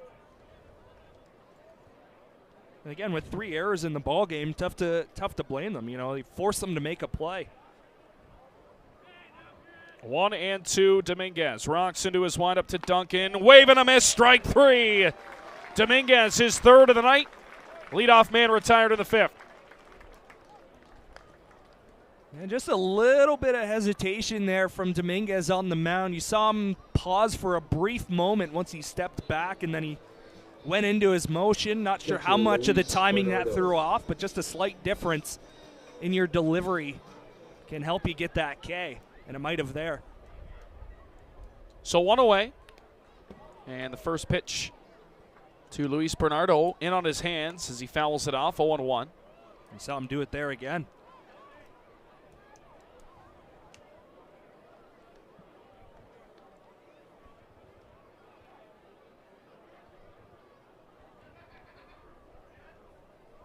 Dominguez on an 0-1. Called a ball, 1-1 the count. Good spot. Just off the black. Trying to paint that outside corner.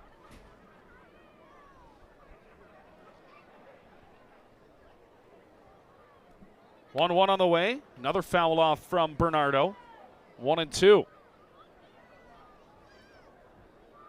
Yeah, going hard, trying to catch the outer part of the plate. Then you come a little bit softer into the hands of Bernardo. And we've seen both pitchers do a really nice job of switching up locations and speed. And, maybe the control was a little bit out of whack for Adames in that last inning, but still did a nice job mixing pitches, speeds, and locations.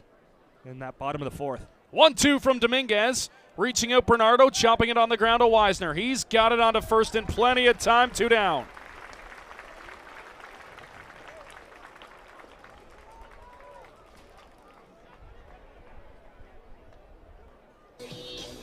Here's John Salazzo now.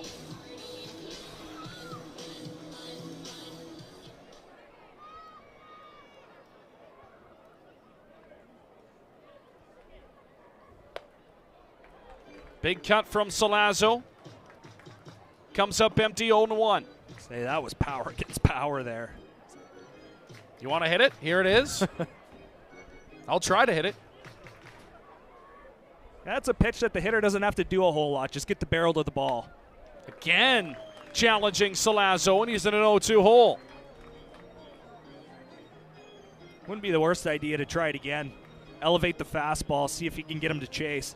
Salazzo's such a short, compact swing, but ton of power. 0-2 Dominguez. Does he go outside the zone here? Little pause in his windup. He does, just missing. They're going to get a swing out of that pitch. Salazzo laying off. And he hit the target perfectly. Mullen didn't have to move.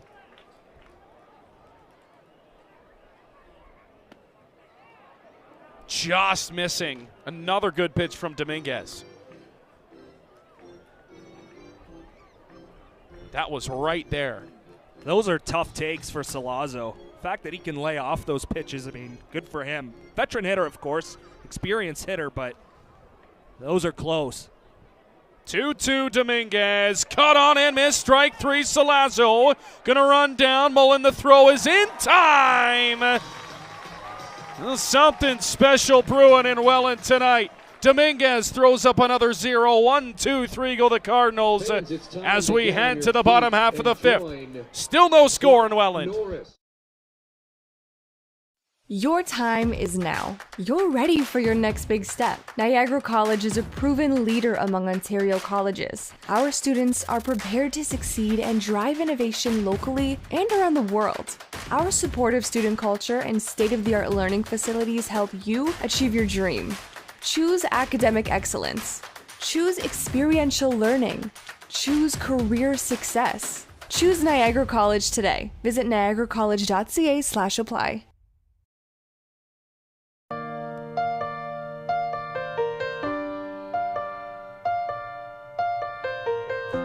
There's nowhere else I'd rather be. Home is wherever you make it. Might not be what you expected. Raise your glass and take a moment. Look around you, this is home.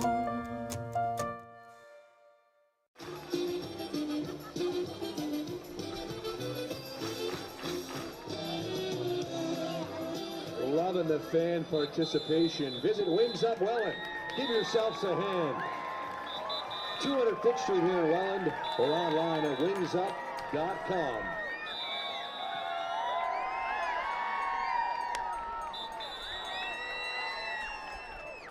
Fanatics, direct your attention to the video board as we celebrate some of our amazing fans. Happy birthday to Stacy McGuire, Lionel Gibson,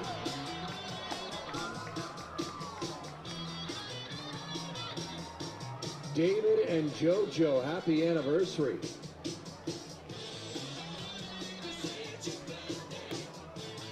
Happy anniversary, Peyton. Bottom of the fifth here in Welland. 9-1-2 due up for the Jackfish. We're still looking and still searching for our first run of this ball game. It'll be Luther, then back to the top, Boucher and Gio Morello. Leading off the fifth inning. Freesis Adamas back onto the bump for the Cardinals. Second baseman, number 20, Brendan.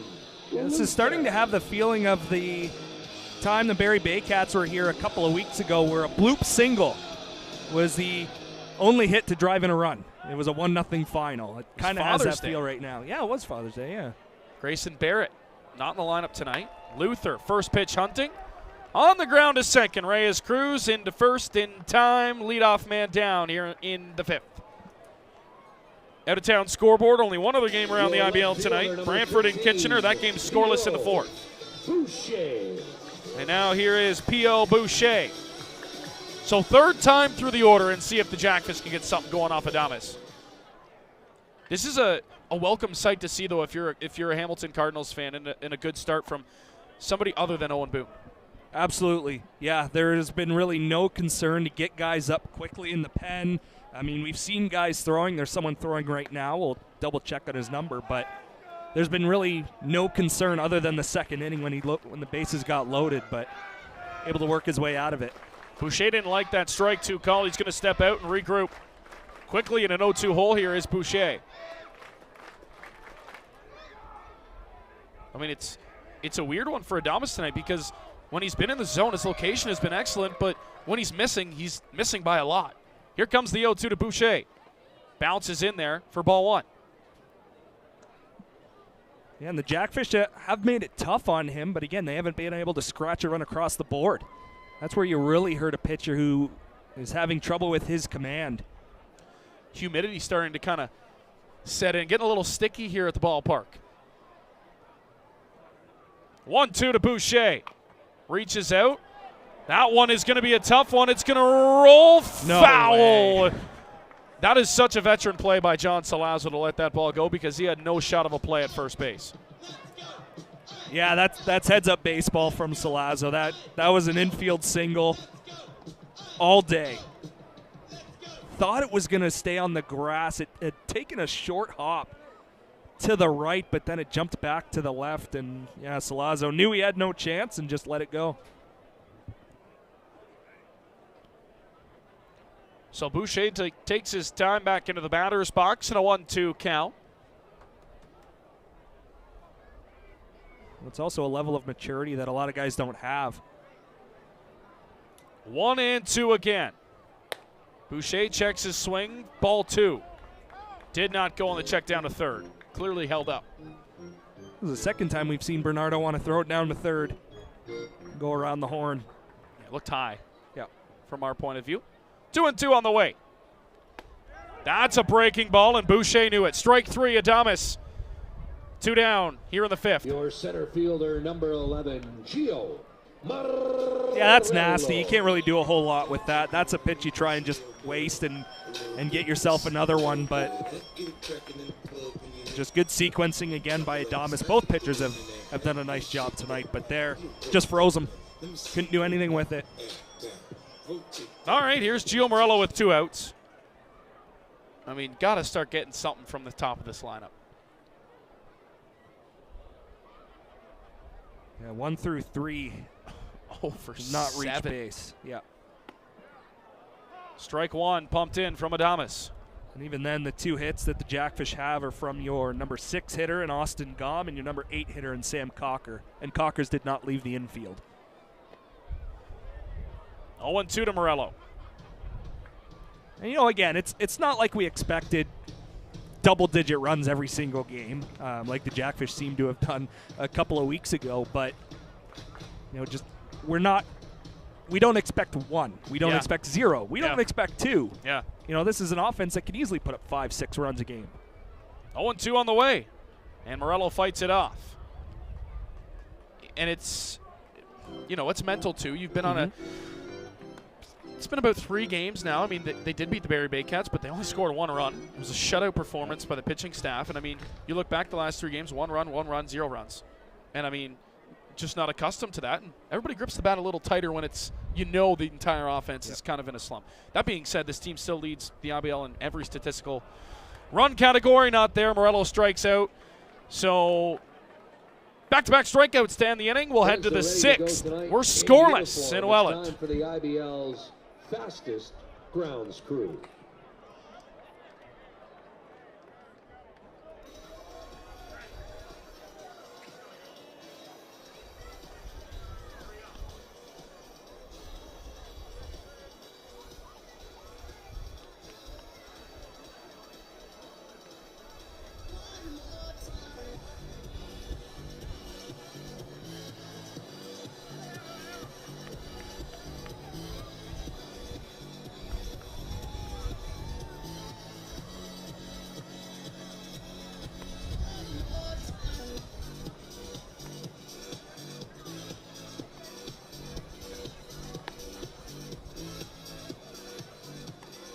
praise one more time for the IBL's fastest grounds crew.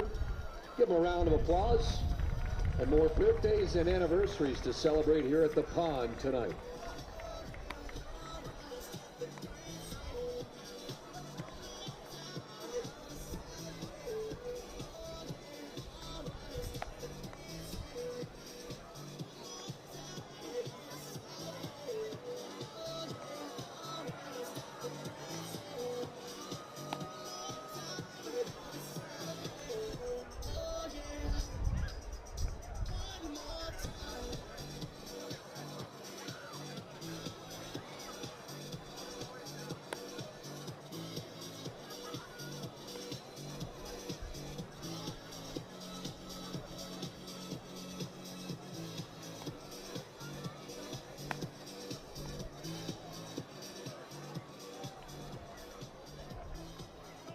Leading off the 6th inning for the Cardinals, second baseman, number 25, Tommy Reyes Cruz.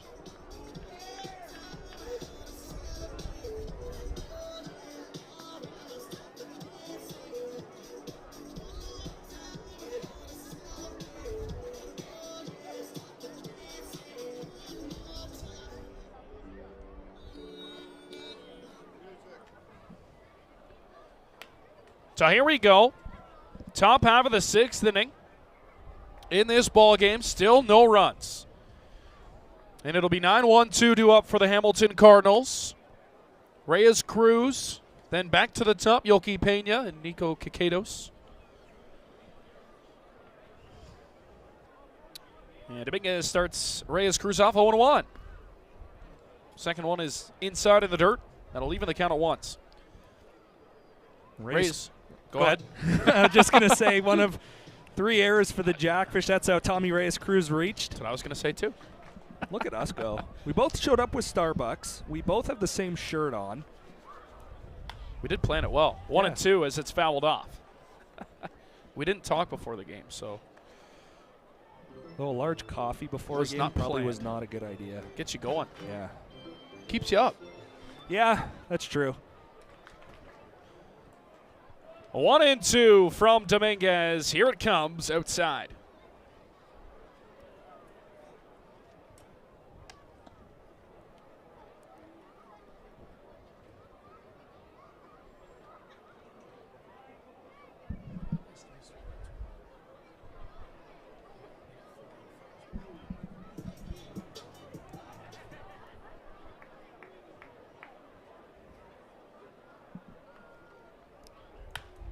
That one is slashed down the third baseline, foul.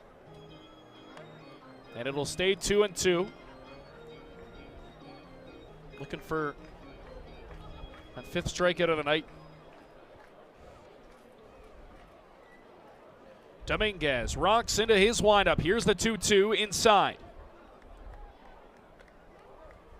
And the count's run full. It'd be nice to avoid that leadoff walk here. I think it's a challenge pitch. Number 9 hitter want to get the bases empty for the top of the order. Yeah, I mean, you had Salazzo waving at that fastball. Goes inside and he walks him. So the 9-hole hitter is on base for the 2nd time tonight. Reyes Cruz reaches and leads off the inning with a walk. Let's see if we can get some deja vu from the 3rd inning. Reyes Cruz reaches and then Pena grounds into a double play. That was right up the middle. It was that nice play made by Jonah Weisner.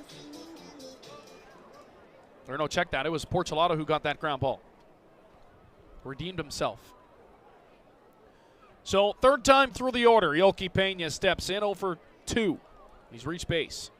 Going to show bunt. Shows you how hard runs are to come by here tonight. Pulls off. 1-0 the count.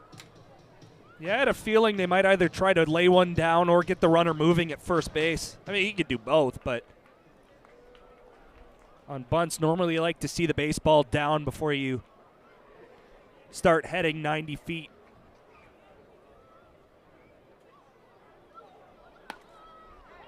Strike called to Pena, 1-1. First of a home and home between the Cardinals tonight. To Hamilton tomorrow night, Bernie Arbor. And then Saturday right back here at the pond. London in town, and that's always a good one. when the majors are here. They'll be the 2 top teams in the league, regardless of outcomes the next couple of games. Dominguez is 1-1 to Pena, who shows bunt again and pulls back in the dirt. Good block by Robert Mullen. Yeah, at least coming into action today, both teams at 12 wins, so makes these 2 against the Cardinals so much more important. And again, I know we're at the end of June. We've got time, of course, but there's a look at your standings. 12-4, 12-5, the majors. Chatham Kent at 10-7, and the Leafs at 10-8, who have gone on a little bit of a run as of late. See Hamilton right in that middle of the standings at 8-8. Here's the pitch. Pena, he's going to slash one into center field. It's a base hit. First to third goes Reyes Cruz, and Hamilton's in business here in the 6th. That's the first hit of the ball game for the Cardinals.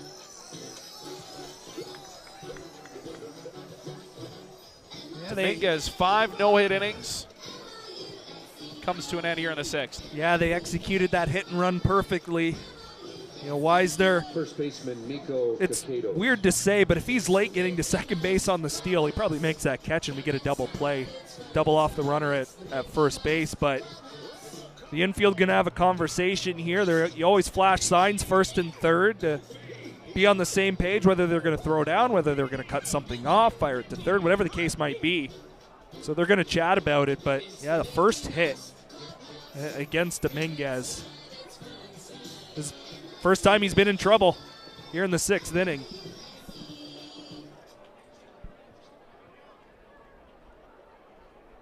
You'll take a double play for a run, but at the same time, you got to think how hard runs have been to come by. Yeah, and it looks like they're going to play for that. Middle is back. Obviously, you got Gom holding the runner on at first base, and then Porch is about even with third base. Outfield shifted to the left. Strike 1, pumped in to Nico Cicado, who's over 2. And as a pitcher, you'd love a pop-up on the infield, strikeout here, but also those are 2 valuable outs, and you'll for sure trade that for a run. Try and minimize the damage. 0-1 from Dominguez. Strike 2 at the knees, and it's 0-2 to Cicados. Getting way ahead helps, for sure. Nothing in 2 here. Nothing wild, and you'll be all right, but a couple pitches that you can kind of go outside with here and see if you can get a chase. That's what they're going to do. Looks like they're going to set up outside. Dominguez, 0-2 pitch. Look out. Post out. Oh, that was a rocket foul off the bat of Nico Cicados. That'll make you understand why they shift a right-handed hitter to the right side, just way late on the fastball. So we'll do the 0-2 again.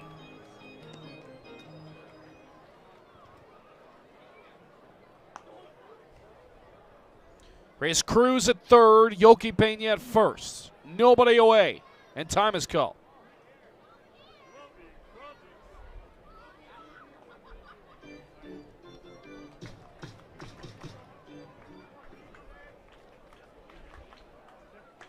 Dominguez comes set. 0-2 on the way in the dirt.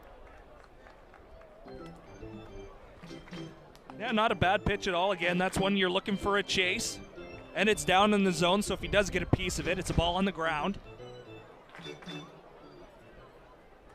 It'll just be interesting to see here what the Cardinals decide to do. Is the runner from third off on contact? Does he have to wait to see it by the pitcher? That's a ground ball to second base. See if they can turn 2. Luther boots it. Everybody's safe. Run scores. Luther's second error of the night, and all but everybody is safe. Hamilton strikes first here in the 6th. 1-0 Cardinals. And still nobody out. I'm surprised he tried to go to second there. I thought that's one where it wasn't really hit hard enough, and I thought that Pena would have got there. It would have been close. Sorry, I should say that. It would have been close, but I thought he would just take the out at first base, make sure you get one. 4th error of the night in this Welland Jackfish defense, and that leadoff walk comes back to bite them in the butt.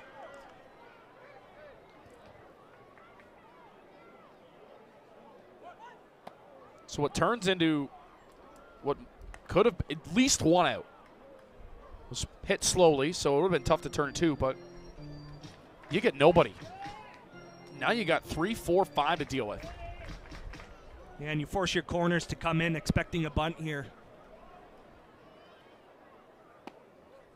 Dominguez's pitch is in there for a strike, and it's 0-2, especially when Dominguez was up on Quequedos. He had him in an 0-2 hole. He got the ground ball he needed.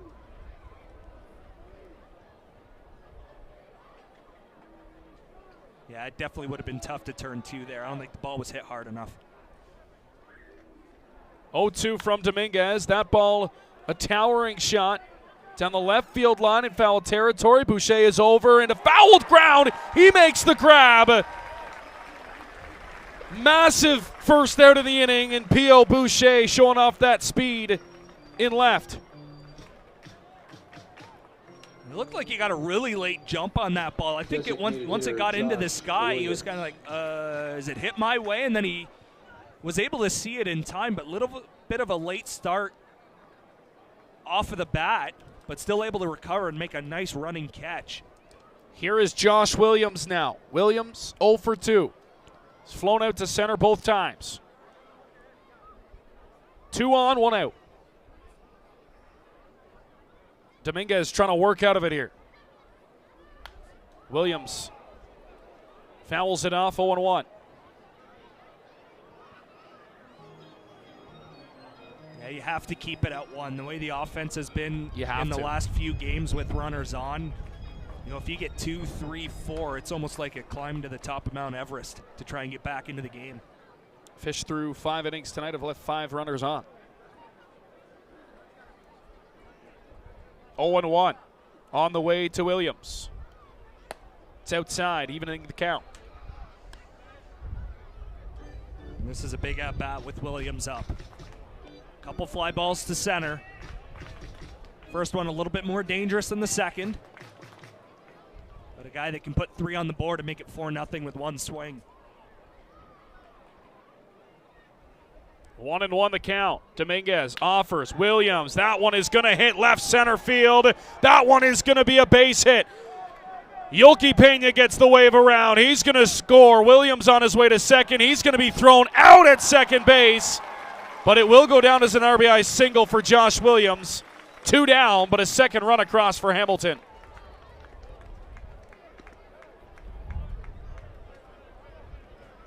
Yeah, and I don't think Luther thought he had a shot with Williams running. I thought he may have figured he was either there already or he stayed at first, but you know, not really a quick tag, but Williams obviously doesn't have the speed some of the other Cardinals hitters have, so still able to record the out, but another run across for the Cardinals, and they've got another runner 90 feet away.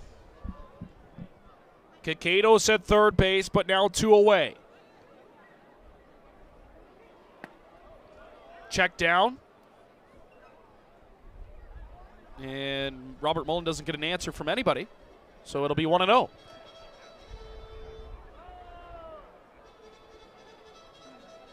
Kind of a haze now tonight. Wave and a miss. Dominguez comes up empty.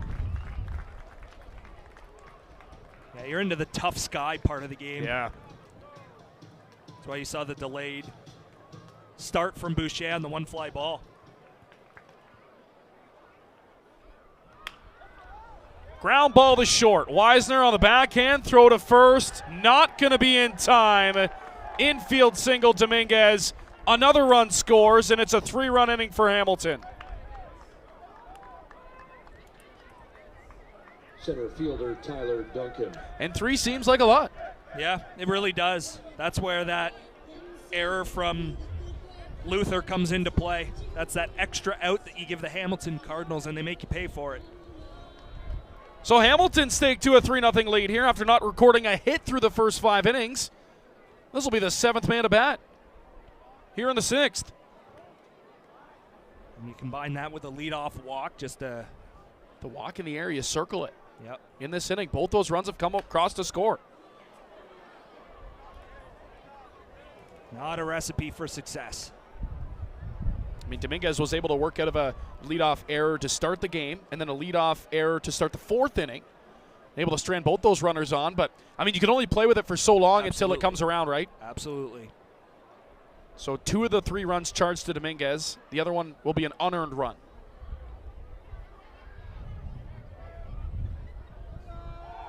Oh, 1. Mullen's going to throw down. Great throw. They got him. Robert Mullen throws out Dominguez, trying to take second base. That'll end the inning, not before Hamilton gets 3. Work to do offensively for Welland. Hamilton, 3-0 lead here in the 6th. Fanatic Ryan, who you got? When the unexpected happens, who can you call to guide you from crisis to calm? The trusted experts at Service Master Restore are ready when you need us. We'll be there for you every step of the way. Service Master Restore. We restore your home and your peace of mind. Niagara College programs immerse students with a highly experiential learning environment enhanced by digital technologies. We place students at the center of all that we do. We are Niagara College.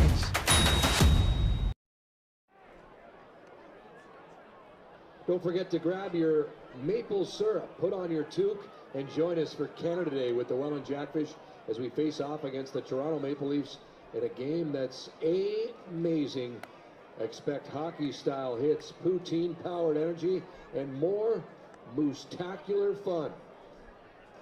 Share your hockey stories and more. Enjoy a fireworks super show as well post-game right here on Canada Day this upcoming Tuesday, July 1st.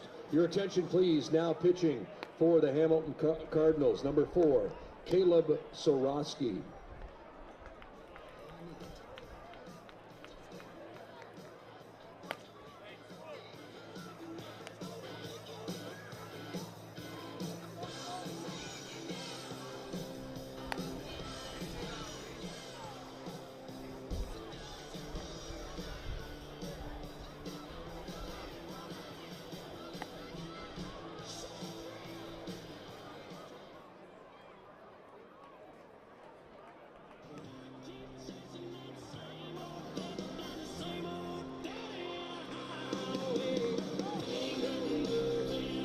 Off the 6th inning for your Jackfish. Shortstop number 4, Jonah Weisner. Bottom of the 6th inning here in Welland. 3-0 Hamilton, a 3-piece in the top half of the inning. Jackfish go 3-4-5. See if they can't get something going on the offensive side of things. New pitcher into the ball game for Hamilton, Caleb Sorosky. What a start by Freesis Adamas, as he was excellent through his 5 innings of work. Battled a little bit of control issues in the 2nd and the 4th innings, but he was able to overcome that, Reese, and stranded the bases loaded in the 2nd, stranded a pair on in the 4th. Made the pitches when it mattered. And a nice sight to see if you're a Hamilton Cardinal fan. 1-1 to Weisner is slashed to left field. That's right at the left fielder, Pena, 1 away.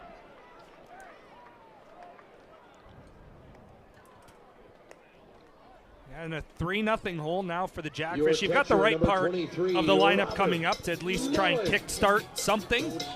I think the glaring stat to me tonight, Reese, is 0 for 9. 1, 2, and 3 are. Yeah. Yeah, now we'll give Weiser the benefit of the doubt on that last one. That was a hard hit ball. Yep. Nothing you can do is just right at the fielder, but you're right. You need more out of number 1, 2, and 3. All right, so here's Robert Mullen.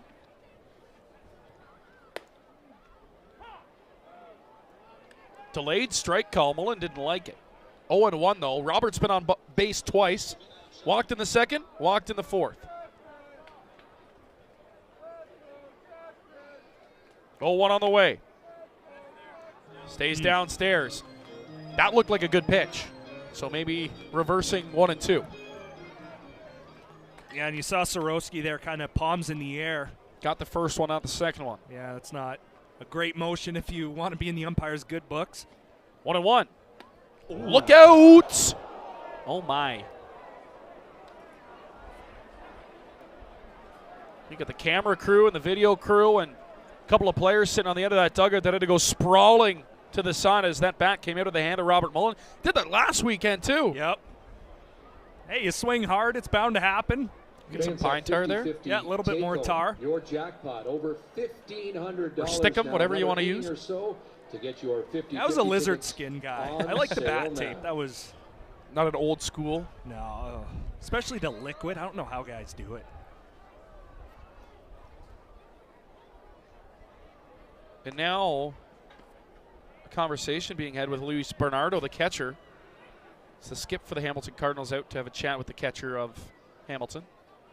He's all right. And it's 1-2 to Robert Mullen now.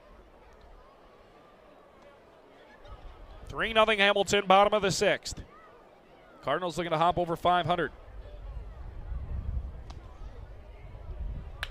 Robert Mullen, that ball is crushed deep to left field, back at the wall. It is gone! There's some power, the 9th home run of the season for Robbie Mullen. And the Jackfish are on the board here on a Thursday night. They've cut that lead to 3-1 now as Mullen able to connect and a big-time swing. And maybe that kickstarts something in the offense. I'm going to say maybe that wakes up this Welland Jackfish offense. Just a shot from Mullen. The only question was whether it was going to be fair or foul. Mullen put a charge into that baseball, got the crowd on its feet. Get some energy back in this ballpark as the Jackfish make their way through the middle of the order. And Sorowski knew he made a mistake. Immediately, he knew it had the distance, so maybe you've got him rattled right now. 20th run batted in for Mullen, 9th bomb of the season. 3-1 now as Sorowski gives up the home run after retiring Weisner.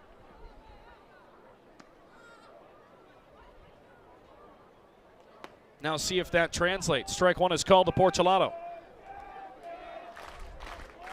Looking for the big guys to do it all night long, and finally the 6th inning here on their 3rd hit of the night.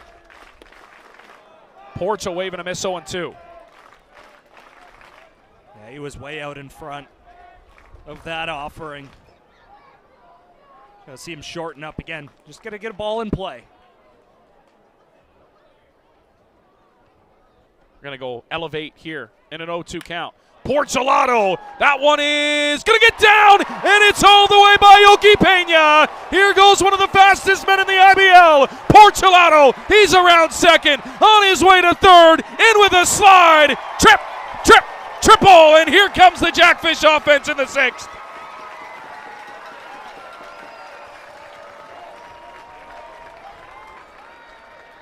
You know, it's a ball that you dive for because you have a 3-1 lead. If you're tied, you maybe hold up and try to keep it in front, but Pena laying out to try to make the catch, and that's a home run followed by a triple. The crowd is on its feet, and now we've got the tying run to the plate, and that draws a mound visit as well from the catcher Bernardo. So the Jackfish hitting the ball hard in the 6th inning, and they're getting rewarded for it. Again, Weisner, if that ball's not hit right at Pena, who knows where this inning would be. It'd be at least 3-2, and you'd have a man on third with nobody out. So they're starting to find ways to get guys around, and with this, you draw the infield in. You got to find a way to manufacture this run. And once again, we saw it last weekend, Reese, with a dive and a ball that was an infield or an inside the park home run from Jonah Weisner. Yep. I'm not sure with a 3-1 lead and one away, you want to make that dive and a possibility the ball gets by you because you know who's at bat and who's got, like I said, one of the fastest guys in the Intercounty Baseball League, Mateo Porcelato. As soon as that ball was by him, it was a triple at least. Yeah, and I think it's a dive you only make when you're up. If it's tied and you make that dive, no, you can't do that. It was a quickly sinking line drive. I think a little bit of an odd route, too. Yeah, I don't think it helps because it followed a home run, and the crowd's already very much back into the ball game, and that just kind of added on to it. 3-0 to Gom. Ball 4 and a 4-pitch walk. tying man is on base for Brandon Hupe. Well, bullpen is quickly stirring for Hamilton. Right fielder, number 21, Brandon. You just need that one big hit now. You got the solo bomb from Mullen, but now you've got your runners on base. Got to do some damage here.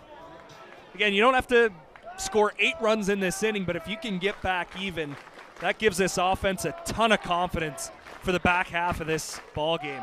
It's contagious. Porch at third, Gom at first. Here is Brandon Hupe. That's 5 straight. Again, with the offensive struggles, do you wait for a strike? Soroski clearly rattled after the bomb and then the triple. 1-0. That one's at the knees for a strike, 1-1. Yep. Force him back into the strike zone. Now you go.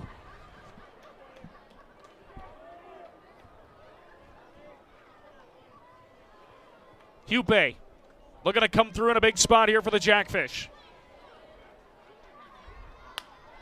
Bernardo, the catcher, is going to run into the batter, Hupe. And this is going to be, they're going to call him out.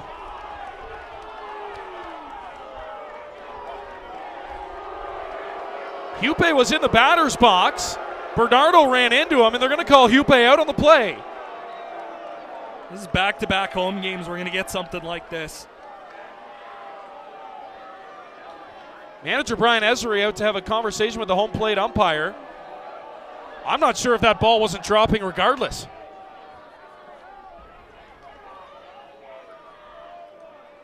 Yeah, it looked like right off the hop, Bernardo was going to struggle with that pop-up. And the combination of the sky, the wind that we've seen tonight. I'm not even sure Hupe knew where that baseball was. No. And he's going to hear it from the home crowd here. We'll let them speak for what they think of that. But there is going to be 2 away now, and runners at the corners. Now batting for the Jackfish, designated hitter, number 16, Sam all right. Cocker.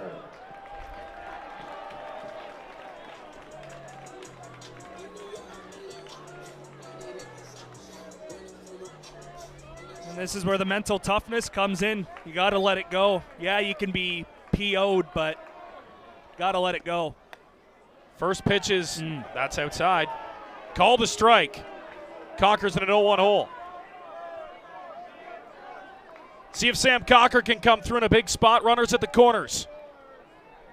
He's put a charge into a baseball in his last at-bat. He's 1 for 2 tonight. 0-2. It's crazy how one call can swing an inning in such a dramatic fashion.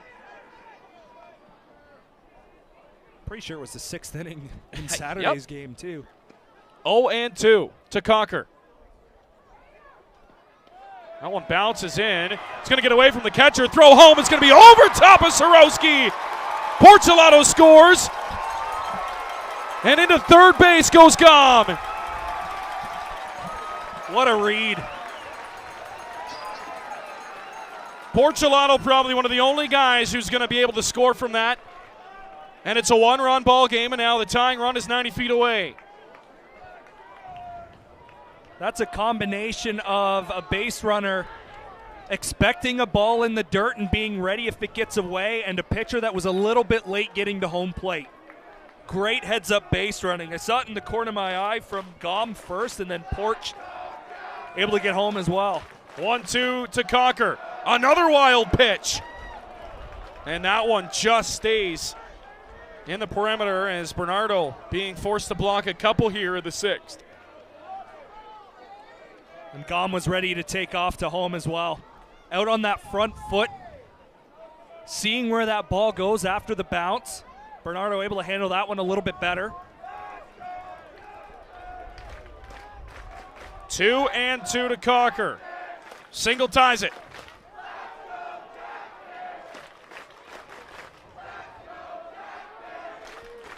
After seeing nothing through 5, we've seen 5 runs combined in this 6th inning.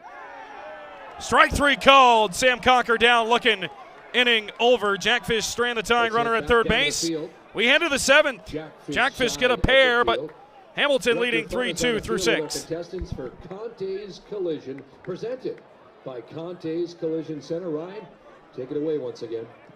All right, for next, we got Steph and Ricky for Conte's Collision for a chance to win a free oil change, courtesy of Elevate Auto and Truck and Sales. Automotive Truck and Sales. Here's how this works. When I say go, you're going to take off and try to knock your partner down. Stay on your feet, win an oil change. Go down. Well, that's tough. All right, for next, I need you again. Make some noise for our contestants. On your mark. Oh, you're in backwards. Yes, sir. Hold on, bear with us. We got this. There you go. That's what you want. Yeah, there you go, Ricky. On your mark. Get set. Go! Oh boy. Congratulations. Should we do it again? Yeah. Redemption time. On your mark, get set, go! You know what? Just for good measure, just because we can. On your mark, get set, go! Congratulations, Steph. You're walking home with a free oil change, courtesy of Elevate Auto and Conte's Collision Center.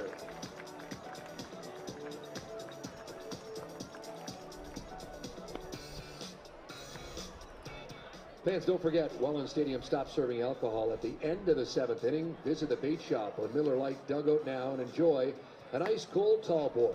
Please respect the rules. Help us maintain a positive atmosphere for each and every one of our Welland Jackfish fans.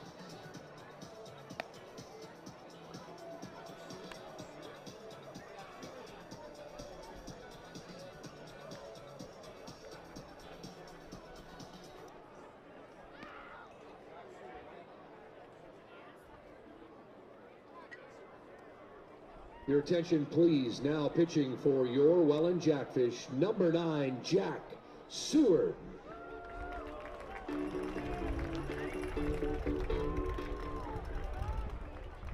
Leading off the 7th inning for Hamilton.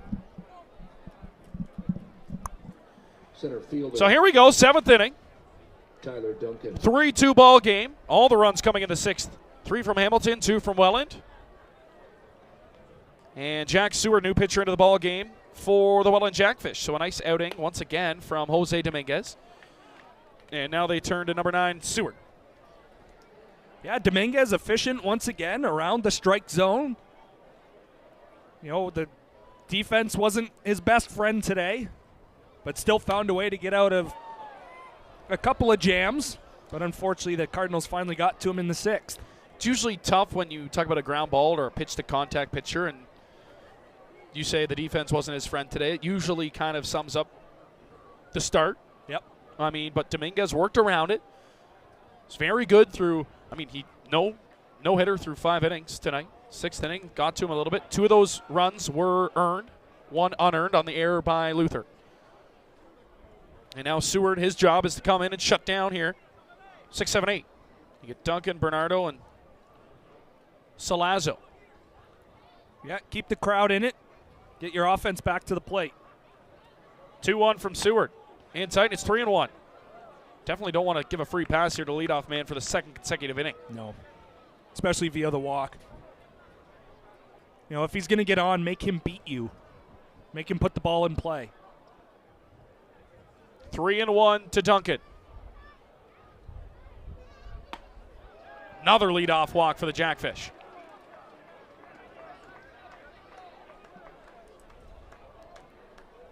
Catcher Luis Bernardo.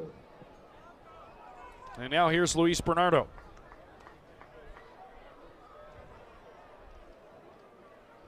He is grounded to short twice, which would be a welcome sight right now for Seward. Roll himself a nice 6-4-3 double play. So Duncan, good speed aboard at first. Showing bunt, and he puts down a good one. Seward's got to make a good throw. He's not. He's going to bobble it. And the first 2 have reached here in the 7th. It wouldn't surprise me if they do it again here. It's a perfect bunt from Luis Bernardo. Albeit Salazzo, he's not considered a bunter, but in a tight game, you'll take all the runs you can get. Move guys into scoring position with less than 2 outs. Jonathan Salazzo. Wait to see how they score that. Big at bat coming up now for John Salazzo. Seward. Now, as you see, Jackfish quickly going to get some arms up in the bullpen. Seward's had a bunch of days off here, so hasn't pitched in a while. Fouled off by Salazzo, 0-1. I mean, you know what you get with Seward. Ton of power coming at you with the fastball. Location varies depending on the day. And it's those leadoff walks that, we sound like a broken record, but just something that has to be avoided. Hamilton a 3-2 lead here in the top of the 7th. 0-1, Seward comes set. Runners at first and second, nobody away. Ball 1.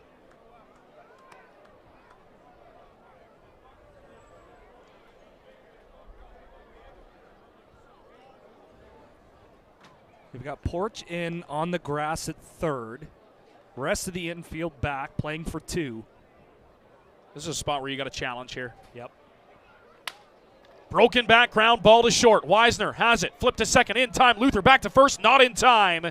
They get one. Salazzo able to beat it out. It'll go down as a fielder's choice. 1 down, but now runners at the corners. Second baseman Tommy Reyes Cruz.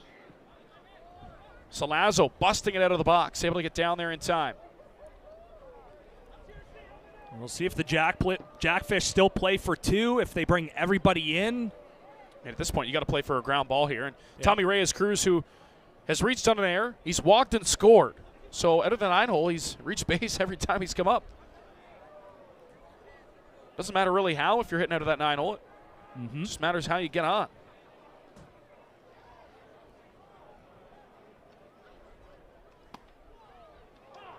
Strike 1 called. That pitch looked a tad outside. Reyes Cruz going to hold off. Yeah, that was definitely out of the zone. 0-1 the count, though. Didn't help the way Mullen caught it either. Yeah. That one will stay outside. 1-1. They're flashing a ton of signs at third base. Tommy Reyes Cruz taking a couple extra seconds to look down. Did you put a squeeze on here? Ooh. It's risky. Duncan's the man at third to do it. That's what I mean. He's fast. Yep. He's got great speed. Swinging away Reyes Cruz, and it's 1-2. And you got to have no hesitation at third base. That's a I'm going. Safety squeeze in this situation, yeah, you could do it, but when you've got the speed in Tyler Duncan, you feel okay to do a suicide. Duncan, the runner at third, as we mentioned. Salazzo over there at first. He's got good speed. Runs tough. 1-2 on the way. Just able to get a piece Reyes Cruz to stay alive. That one stung, but he's got that guard there on that right leg, but still comes up with a hobble.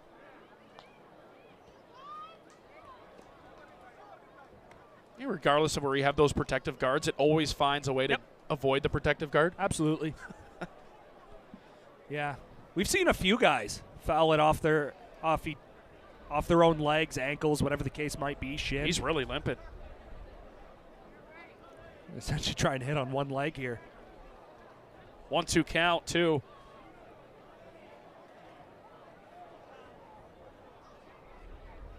Seward. Ground ball or a punch out here. 1 and 2. We've got a challenge at this point. That one is going to be blooped to second. Luther makes the grab with a nice sliding catch. 2 down. And for a guy who's had a tough night defensively, that's a nice grab in the 7th inning. Yeah, absolutely. Luther does a nice job getting there because that's one where that's an easy out at second base. The runner at third probably doesn't go, if you think of the intentional drop. Yep. But you'd really be in the same situation. The only difference would be is you'd have a little bit more speed with Tommy Reyes Cruz at first. So the best play was to get to that ball and get your glove under it to make the catch. But, yeah, tough night for him, but it's nice to see him still in the game, still engaged, and to make a play like that. So 2 down now, and it's going to be up to Yoki Pena. Pena takes ball 1. He's reached on an error, singled and scored back in the 6th. 1 for 3 tonight. He's also hit into a double play. Infield back to regular depths here. Seward trying to work out of this one.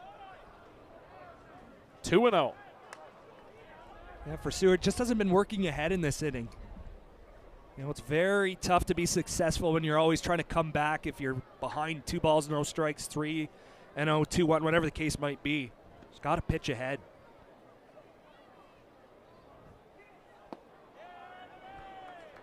Three and 0. I think Mullen thought that one might have been near the zone, but stays downstairs.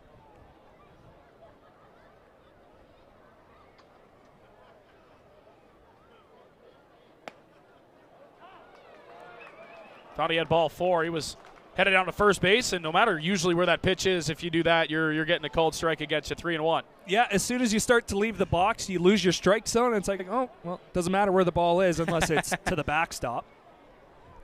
3-1 count now, Yoki Pena. They're going to go back inside. Ball 4. So the bases are now loaded. Brian Esri is going to come out. That might be it for Seward. Yeah, I can't quite see who the one is throwing. Scott Gillespie, I believe. Okay. So we'll see. I mean, I don't like walks as much as the next guy. You've now got a force at every base, but, Seward is going to be done. Gillespie will try to clean up his inning here.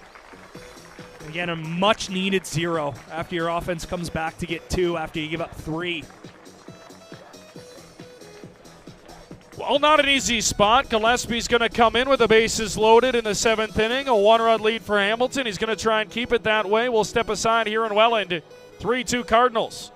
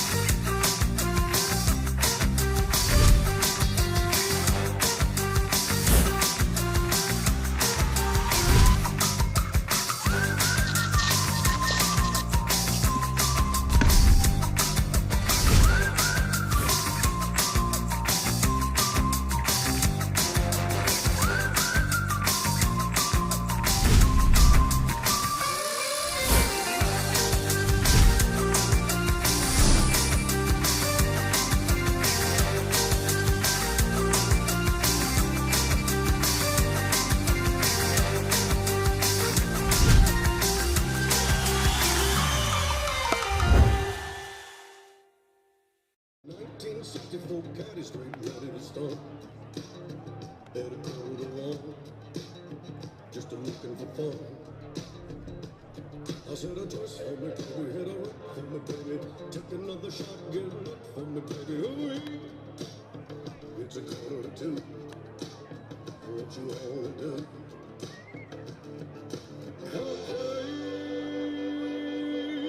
Country dance with you.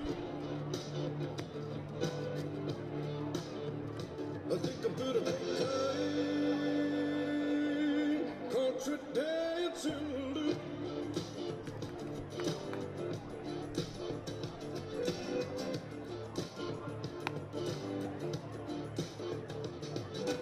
Come on, let's get it going. You can keep me rolling.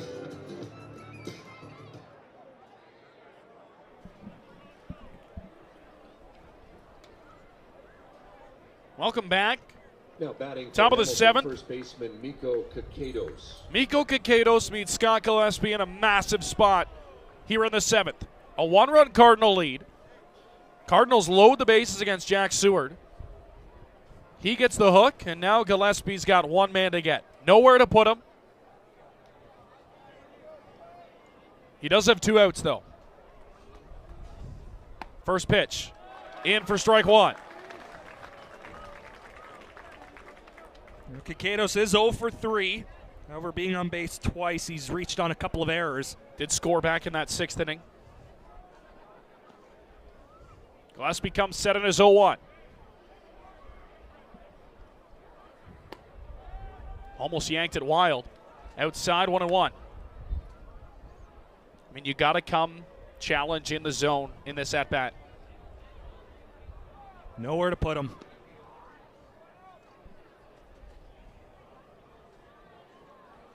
One and one. 2-1. Yeah, just pulling the ball a little bit, releasing it a little bit too late.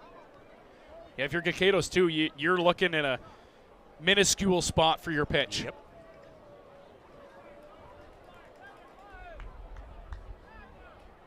It's hard for a guy to come out of the bullpen and throw strikes, let alone with the bases loaded.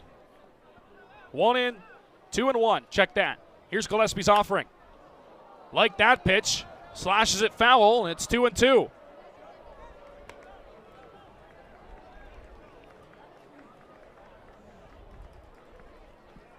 Gillespie a strike away from getting out of it. Tense moments at the pond. It is. Can he send it to the bottom half? Still a one-run game. Here comes the 2-2. Wave and a miss. He can strike three. Scotty G fired up off the bump. He comes in and cleans up Seward's mess. He gets out of it, and he keeps it. A one-run ball game to the bottom of the 7th we go, but before that, let's stretch it. As always, thank you, Rodney. Old Harry has a question. He'd like to hear from all those students that are happy there's no more school or no more books. Outstanding. Glad to hear that, and enjoy your summer. Anyway, we're going to the ballpark. Everybody get ready. If you can stretch your legs, your arms, but you have to stretch those lungs. A 1, a 2, a 3. Take me out to the ball game. Take me out with the crowd. Buy me some peanuts and Cracker Jacks. I don't care if I ever get back. And it's root for the Jackfish. If they lose, it's a shame, 'cause it's at the old ball game. All right, enjoy the summer, you students. Oh, the one and only Welland's own Harry Carey.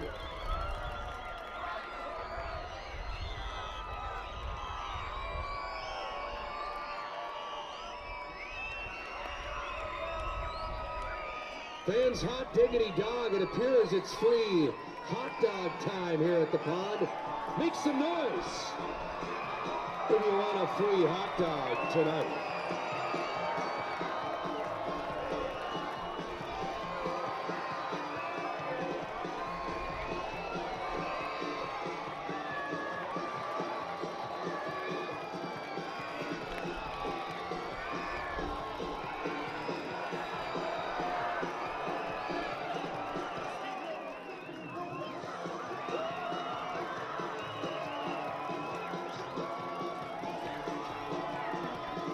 Diggity dog. Keep up that energy, keep up that noise. Leading off the 7th inning for your Jackfish. Second baseman, number 20, Brendan Luther. Bottom of the 7th. Exciting, tense moments here at the pond. 3-2 Hamilton. New pitcher in the ballgame, Jacob Gadget. Replaces Caleb Sorowski on the bump. And his first pitch is downtown for ball one. It'll be Luther and then back to the top of the order for the 4th time through. Luther tonight, 0 for 2. Gadzik pumps in a strike, 1-1. That was such a big zero to get in the top of the 7th. Bases loaded.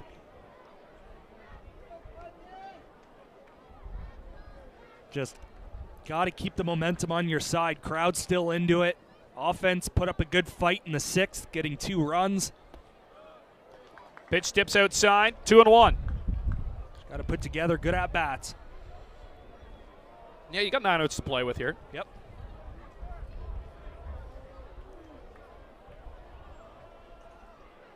Gadzik, the 7th inning man here for Hamilton tonight. He is 2-1 on the way. It is high and in sight, and it's 3-1. This is what Luther provides out of the 9 spot. Just almost a second leadoff hitter. Set the table.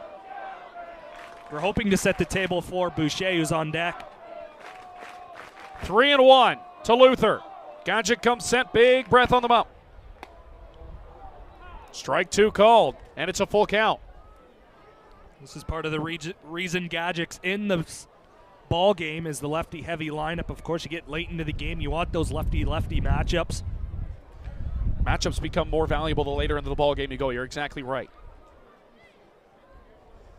Big pitch coming up here in the 7th. 3-2 on the way. Luther swings away, pops it up in foul territory. Looks like it's going to get out of play. Off the roof, it's coming down, bouncing.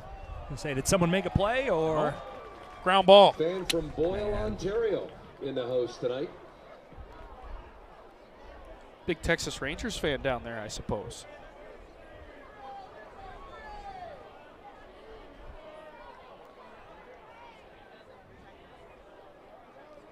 We'll do the 3-2 again. Gadzik's offering. Luther spoils another one. That one's going to get into the parking lot. And a fresh arm out of the bullpen. Your number 9 guy is trying to give you as much information as possible. And, you know, Gio and Pio, we're going to say that a lot, or I'm going to try to, had a little conversation there, kind of something one of them noticed. Try to pass along some information. It's good at bat for Luther. Outside ball 4, leadoff walk to start the 7th.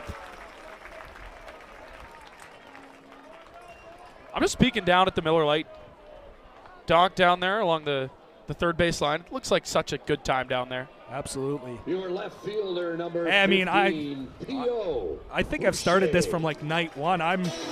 I'm down to do a game from there. We're going to try. We're going to see what we can do. You know, it kind of became a thing around Major League Baseball where, hey, let's try and call a game from the outfield I think or from ESPN the did that a couple of times with A-Rod in the booth. And yeah, something different. So Pierre Boucher now in. I think he wants to do something in his debut with the Jackfish. 0 for 3 tonight. Looking to change that with one swing of the bat. Yeah, try and do something cool. A lot of outfield space for Boucher. 1-0. In tight, and it's 2-0. I mean, the one thing you want out of the bullpen is strikes. Yep. Seward struggled to throw strikes. Jackfish were able to get out of it. Now Gadzik comes in and almost carbon copy here. Now you're going to see some stirring down that Hamilton in the bullpen. String can't be long on Gadzik. Strike 1 is called. It must have started on the inside or on the outside corner. Cardinals in the middle of a 3-3 yesterday in Toronto, today in Welland, and then of course back at home tomorrow against the Jackfish, where the Jackfish are starting a 3-3, where they go in Hamilton and then back here on Saturday. Majors will be in town. Always a good one when London visits the pond. Boucher comes up empty, 2-2. For the Cardinals, including Owen Boone, used 4 arms out of the bullpen. Included Chris Boato, who threw 2 innings. Also saw Hospital throw 1 for them as well. 2-2 to Boucher. Luther at first dancing around.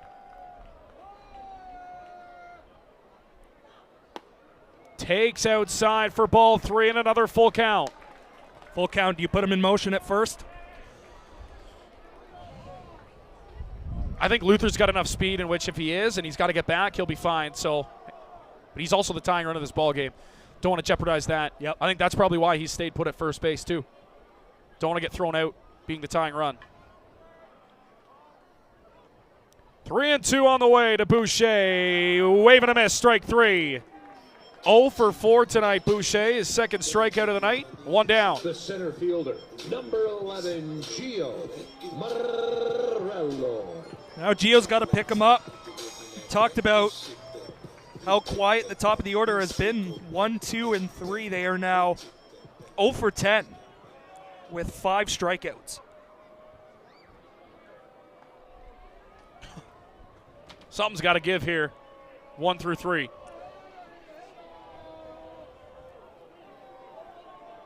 Too good not to. Yep.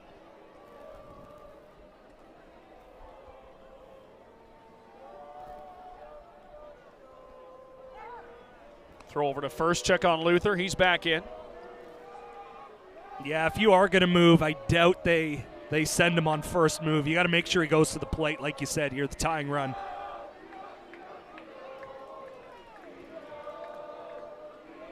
If you see that front leg cross the plane, you can head off.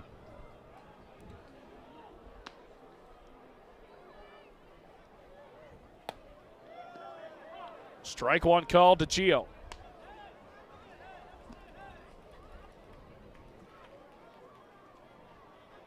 If you can find some way to just get him up to second base, whether it be wild pitch, pass ball, quality at bat from Gio, give yourself a chance.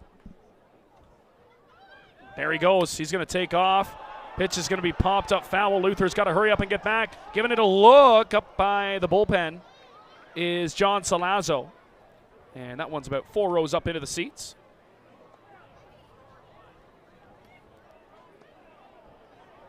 It's a tough break for the Jackfish. Yeah, I think he had that bag stolen. But again, if you get your pitch to hit, tough to blame Gio. You get a pitch he can drive, you go for it. Now he's in an 0-2 hole.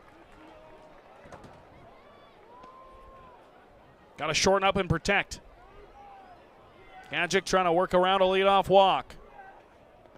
Bounces one in the dirt. Good job by Bernardo.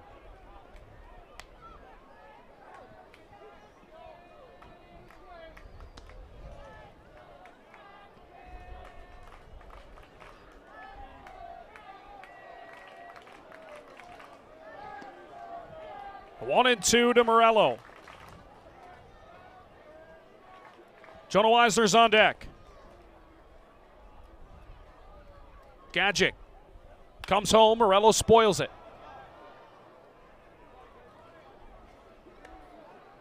Yeah, tough pitch to really do anything with. Looks like it came in on the hands of Gio. Just had to spoil it. Live to see another day here. Down to 18 degrees here now. Haven't seen a day below, seems like 25, 26. Yeah. for the last 10 days or so here. There he goes, taking off again. That one is going to be poked into left field. Base hit. Luther's going to try and go to third. And he's out. Tried to go first to third on the hit and run, and he got gunned down at third base, and that is a backbreaker.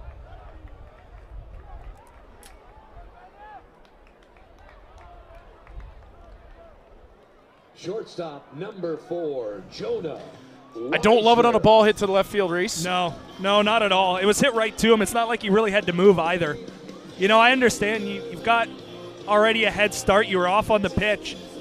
But you've got yourself in scoring position for one of the best contact hitters on the club in Jonah Weisner. 2 on, 1 out with Weisner at the dish. Yeah. Mullen behind him. Yeah. 1 on, 2 out.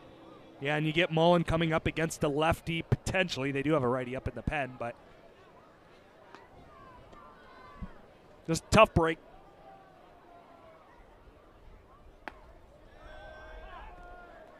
You know, for a second, the trajectory of the throw, I thought it may have been a little bit high, but Also, Salazzo's at third base, and he is pretty tall.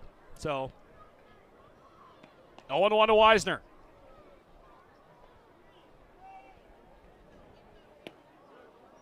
Takes outside for ball one. Hoping to extend the inning for Robert Mullen. You've still got a guy on first base that can score on an extra base hit.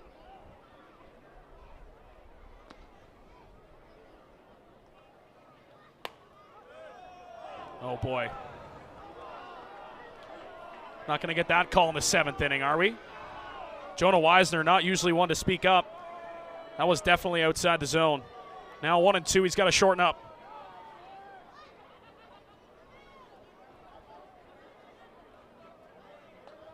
See if he can adjust here now. Morello at first base. Weisner trying to get aboard. Takes downstairs, 2-2.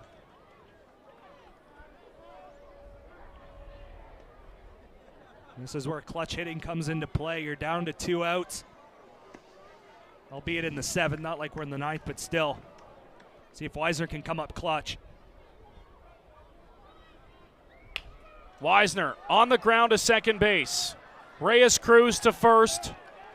And the Jackfish squander yet again at the bottom of the 7th. We head to the 8th inning, 3-2. Hamilton leads. Winning 50-50 ticket number for $1,755.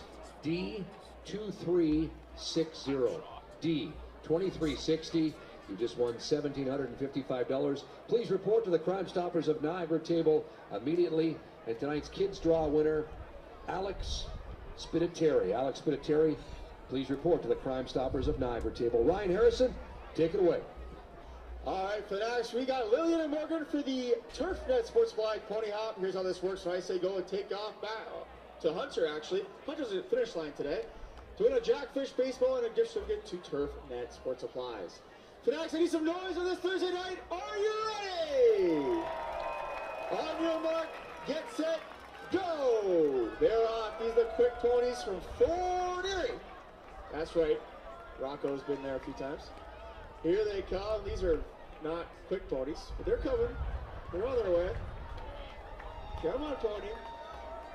Colwell Banker and St. Paul Street are the pony names for today. Make some noise. She's on the stretch. Here we go.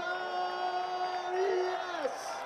Congratulations, walking home with a gift card and Jackfish Baseball. Fanatics, one more time for our contestants. We are not done yet.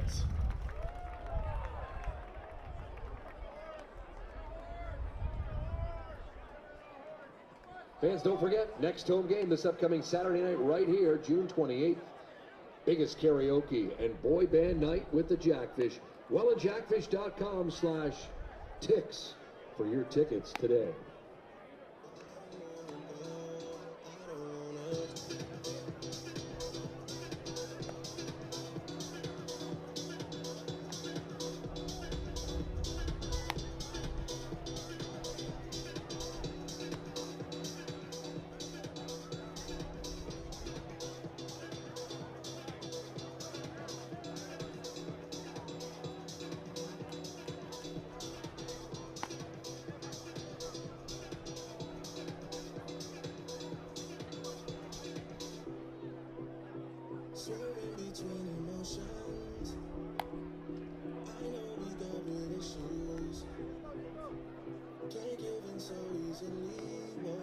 Leading off the 8th inning for Hamilton, shortstop number 32, Brandon Nickel.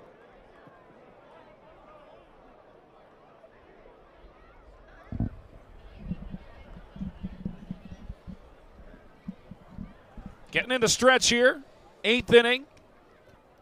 Welcome to Welland Jackfish Baseball. If you're just joining us, a close one yet again for the Welland Jackfish. 3-2 Hamilton. All the scoring coming in the 6th inning in this ball game. Scott Gillespie remains on the bump for the Fish. And his first pitch is outside for ball one to Nickel. He's going to get 3-4-5. Nickel, Williams, and Dominguez.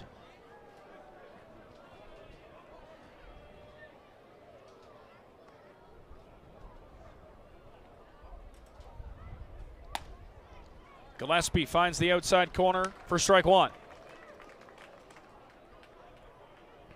got to keep putting up zeros.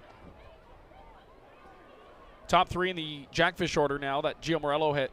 But tonight, Reese, 1 for 12. Jackfish, if they're unable to come back in this one, or not, you're going to look at that and just be, it's when your best players have to be your best players, right? Sometimes you just got to rely on them. Yep. They're your top guys for a reason. Yeah, they'll carry you when things aren't going right for the team. And again, it's hard to look at pitching as a huge issue for this club because it's not. Man. 3 runs or less, you would expect to win more ball games than not. And again, it's not over. It is the 8th inning. Big cut and a miss. Back-to-back strikeouts for Gillespie as he K's Nickel to open the 8th.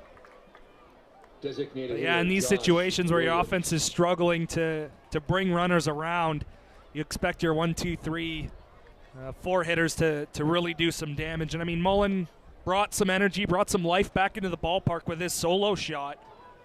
And then a triple right afterwards from Porcelato. But just were unable to get even. Another interference call that we're not going to talk about.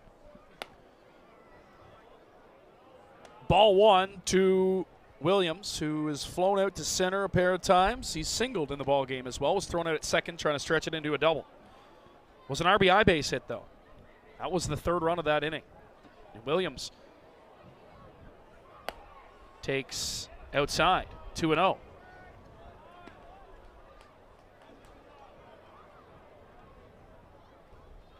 It's a big mountain to climb back. They've gotten to within 1, but they got to get to the peak.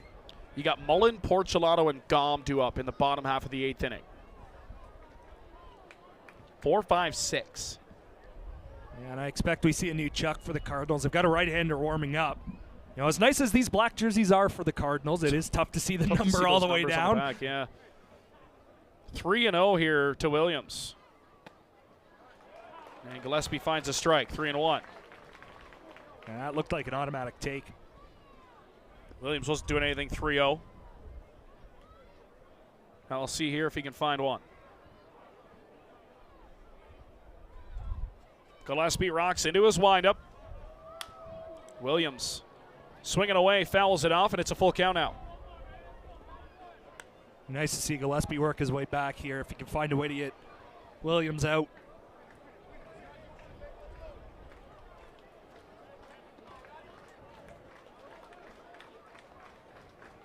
Three and 2 to Josh Williams. Gillespie has his sign. Kicks into the windup. On its way. Fouled off. It's late. Just got a piece of it. Fastball to a power hitter. Challenged him. Gillespie can still run it up there.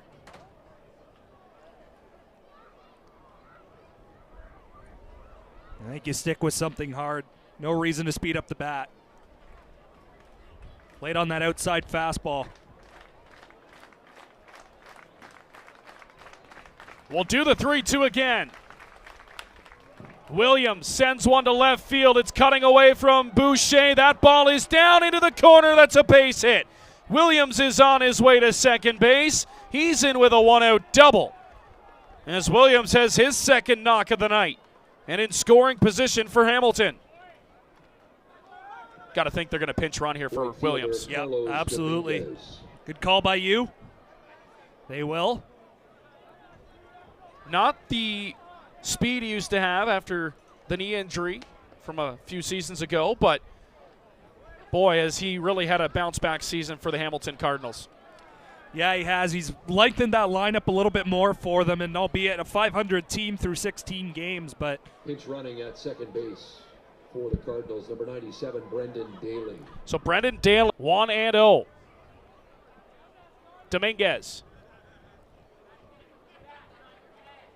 Daly's got great wheels at second now. Swung on by Dominguez, shallow fly ball. Luther camped under it. He makes the grab, 2 down.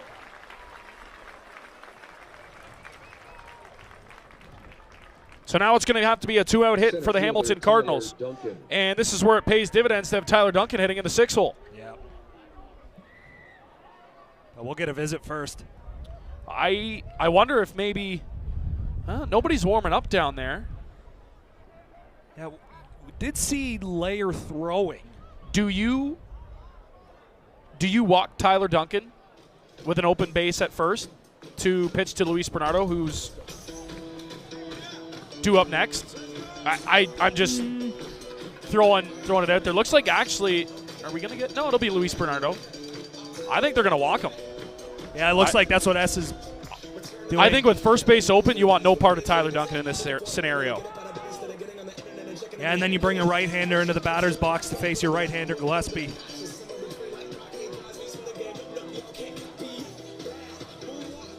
So you put a runner on first, now runners at first and second, and now it's up to Luis Bernardo, who's 1 for 3 tonight. You also take the lefty out of the box. Now batting for Hamilton. You also take a couple of time MVP out of the box in this league. And we've mentioned it all night long. Tyler Duncan, not the season to his standards, but boy, is he still one of the better players in the Intercounty Baseball League. Yeah, again, it was kind of a perfect spot. It was. Hitting in the sixth spot, 2 outs, runner on second, but tough to blame the Jackfish for putting him on. Now it's Luis Bernardo's job to make him pay. He takes strike 1. There you go. Had to get ahead. Good start from Gillespie in this at-bat.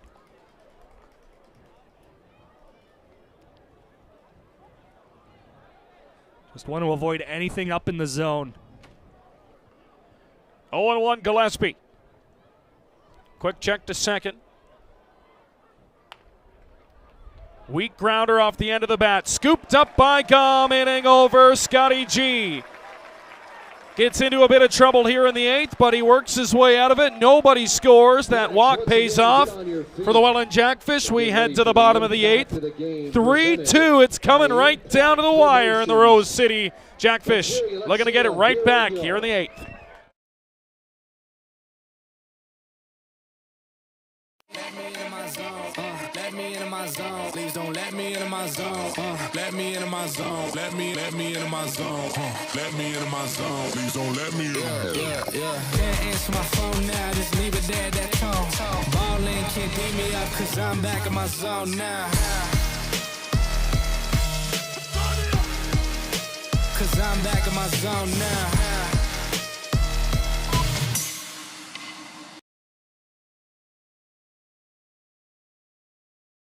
When we at Miller Lite set out to brew a light beer, there came a moment of truth.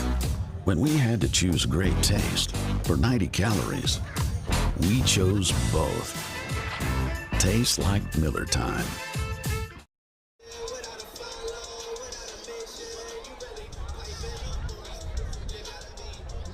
Fans, don't forget, next home game this upcoming Saturday night, and then you can celebrate Canada Day right here next Tuesday. Be here. Fireworks Super Show and celebrate the red and white next Tuesday night. Now pitching for Hamilton, number 71, Stephen Hospital.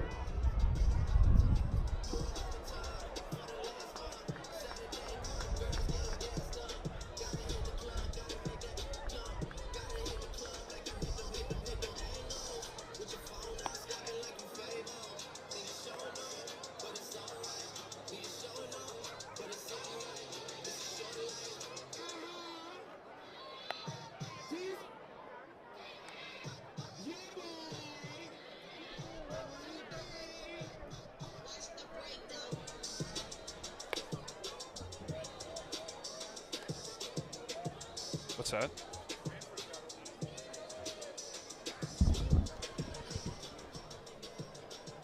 Welcome back inside the ballpark. Bottom of the 8th. 3-2 Hamilton. Alec Murray, Reese Duaney, thanks for coming along for another ride on a Thursday night. Catcher, number 4, 5, 6. Not easy for the new pitcher to the ballgame, Reese. No, it's not. Stephen Hospital will pitch for the second straight day. He had a scoreless inning of work yesterday. He was the first man out of the pen behind Owen Boone. Again, that was an 18-6 victory for the Cardinals at Christie Pitts, and he is in the game to face this man for sure because he went deep last time he stepped to the plate. And you would have, if he would have batted and that caught him. Oh my goodness. First pitch from Hospital, and Robert Mullen gets one. And Brian Esri out as well, a couple of steps out of the dugout. I mean, do you really want to face Robert Mullen in that scenario? Maybe No. That was some heat into Robert Mullen. And he's on base for the 4th time tonight. And I don't think Brian Esri likes this. I'm almost wondering if he called it a foul ball.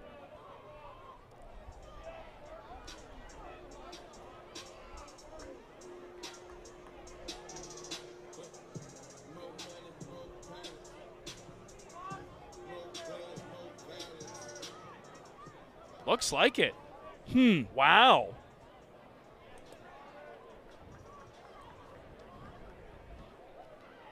I'm not saying his base umpires would be much help.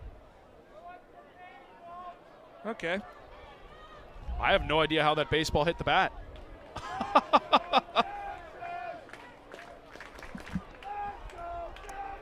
All right, so Mullen.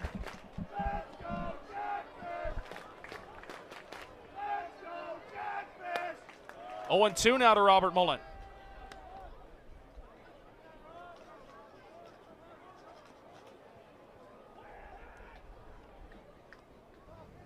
Tough luck for Mullen. 0-2. Gonna go outside here. Mullen stays off, 1-2. One thing about Robert Mullen, he gets so good in these 0-2 counts. Yeah, he knows where the block is. And the thing is, you can't challenge him. You're a pitcher, No. you can't come into the zone. Like, you got to use those waste pitches, and you challenge him. He's swinging away. 1-2 on the way. Not there. He takes strike 3 looking. 1 away here in the 8th. Well, maybe looking something soft. Third baseman, number I think that's the first time all season we've seen Robert Mullen go down looking. Yeah, if it wasn't, it was only a second.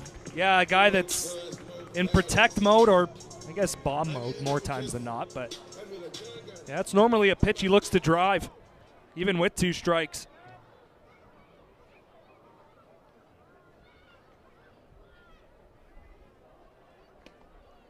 Hospital's pitch is inside. Ball 1.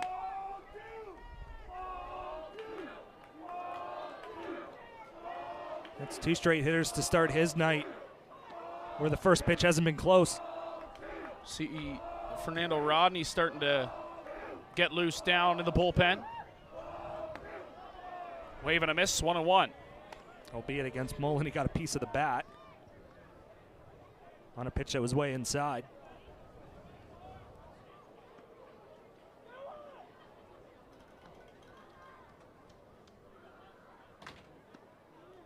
One and 1 to Porcelato.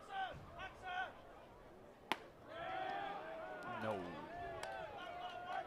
1-2 now.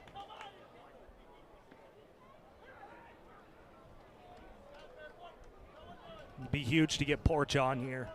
His type of speed.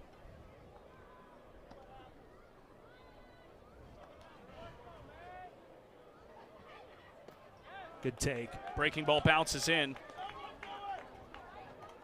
Counts even at 2-2. Yeah, tried to go back foot with that pitch, get him to swing over the ball. Porch having nothing of it.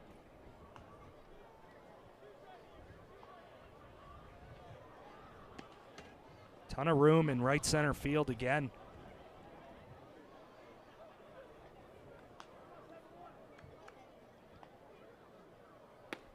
Caught and a miss, strike 3. Hospital back-to-back strikeouts of Mullen and Porcelato. 2 down for Gum. Your first baseman, number 6, Austin Gum. Had one of the more productive nights for the Jackfish. 1 for 2 with a walk.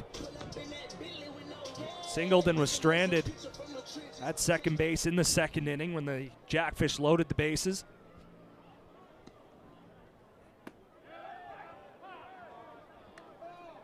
Strike 1 called from Hospital. Starts him out 0-1 to Austin Gom.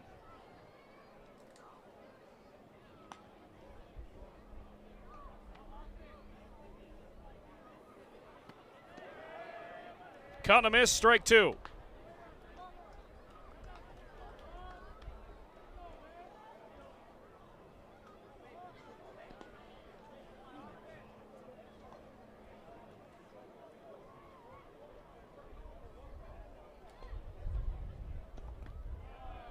Oh, 2 pitch bounces in. Gom taking all the way.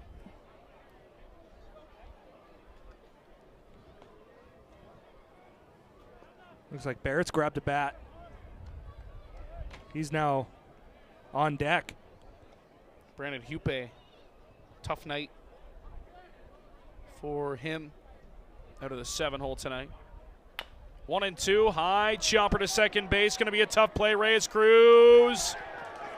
In time, they got him by half a step. Hospital 1, 2, 3. And we head to the top half of the 9th inning. 3-2, Hamilton leading here in Welland. Get on your feet. Watch that Jackfish dugout. And please welcome the Green Bee.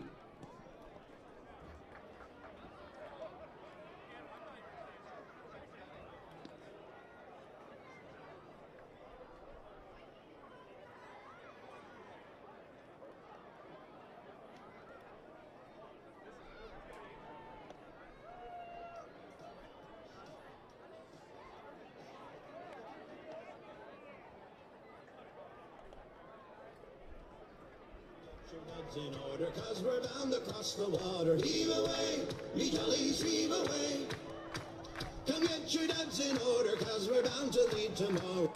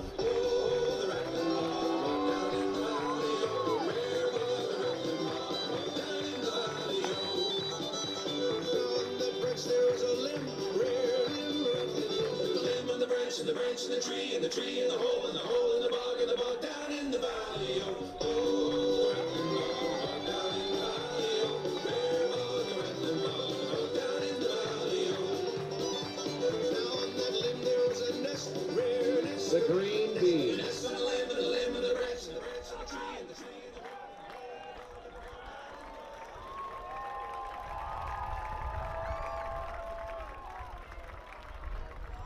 Leading off the 9th inning for the Cardinals, John Solazzo. What a guy. Welcome back. Love somebody go down and check on CJ. Maybe Matty Ice, the trainer down there, can pop up and make sure he's all right. Looked a little dizzy down there.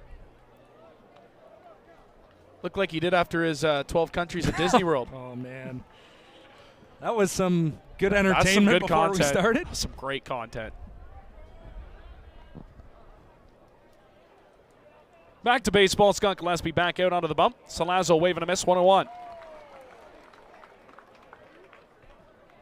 Looked like Solazzo was way late on that pitch, too. A little strange, up 1-0. 7-8-9 due up for the Jackfish. Right part of the order if you're Hamilton. I mean, realistically, it's been more productive in the bottom half than it has the top half tonight. But you're probably going to see at least one pinch hitter. That ball is going to be shot to left field, base hit. Solazzo thinking 2, massive turn. No, now he's going to up to turn back. Boucher showing off the arm and left. Holds him to a single. Nobody warming in the Jackfish bullpen, so Scott Gillespie's inning. And a leadoff man's aboard. Yeah, and that's big for Boucher to cut that ball off. If it goes to the wall, it's a leadoff double. But the fact that he's able to get in front of it and quickly get it back in still keeps the double play in order, and Salazzo's over at first base. And for the Jackfish in the ninth, it looks like they're going to get Fernando Rodney as he is throwing in the pen. Chopper, Robert Mullen, barehands it onto first in time. Nice play, Robbie. One out here, Salazzo into scoring position. Rodney, 3 saves on the season. 1-0 the record. I mean, the numbers on the top look good. And then you look at the ERA for Rodney, it's north of 7 this season. Yeah, in 7 innings, he's got 4 walks. He's got the 9 Ks, but he's also given up 5 hits. So, obviously, we're not seeing velocity that we saw 10, 15 years ago from the right-hander, but if you can locate it, you're still going to have success. But, yeah, that ERA is fairly high. I'm actually not sure how he's still even pitching. I think the arm's rubber a little bit. I don't know. That's what happens when you take care of it. That's why I'm up here. We're glad you are. 0-1. Salazzo not being held on at second base. Big lead. Gillespie drops one in for a strike. I don't think Pena loved that call either, as he's going to step out and call time. Yeah, and that's not even a pitch that he can really do anything with. Like, if you swing at that, you're more than likely rolling over to the right side, albeit you move a guy 90 feet, but the location of that pitch, you're not doing a whole lot with it. Scotty G looking to take care of him here. Here comes the 0-2. Ground ball. Going to be a tough play to third. It's thrown away. Salazzo into the third baseman. Portolato. Robert Mullen. Throw home is in time. What a play by Robert Mullen.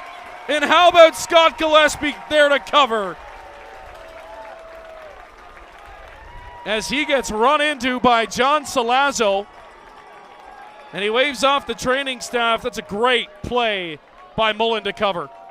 And Gillespie to race home. Star that one if the Jackfish can mount a comeback in the bottom half of the ninth. Yeah, and for Weisner, I thought he might think about going to third base. I didn't think he had much of a play. If that throw is right on, I think Salazzo's still safe. But, it kind of worked out where you like to get that extra run if you're Hamilton, so you're willing to force the issue by sending Salazzo to the plate. But great heads-up baseball from Gillespie, and a collision at the plate, but everyone taps each other. Salazzo and Gillespie make sure each other's all right, and that's a huge out for the Jackfish. You're right. Star it if Welland finds a way to come back.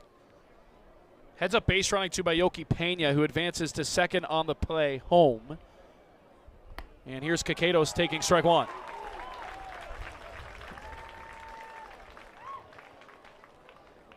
And this was the first batter that Gillespie faced when he came into the ball game in that bases loaded situation in the 7th inning. Was able to keep it 3-2.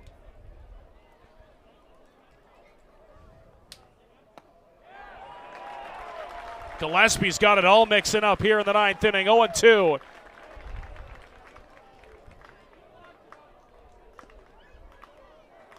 Wonder if they try to go further out. Gillespie trying to work out of this 9th inning and send it to the bottom half, down 1. Scotty G comes set. Here he comes home. That's a bloop hit. Falling quickly. Luther, couple of steps out of the infield, makes the grab. To the 9th we go. Impressive stuff from Scotty G. Fire up the troops to the bottom of the 9th we go. Fernando Rodney on to face 7, 8, 9 for the Fish. Looking to walk it off here in Welland. Fans, you know the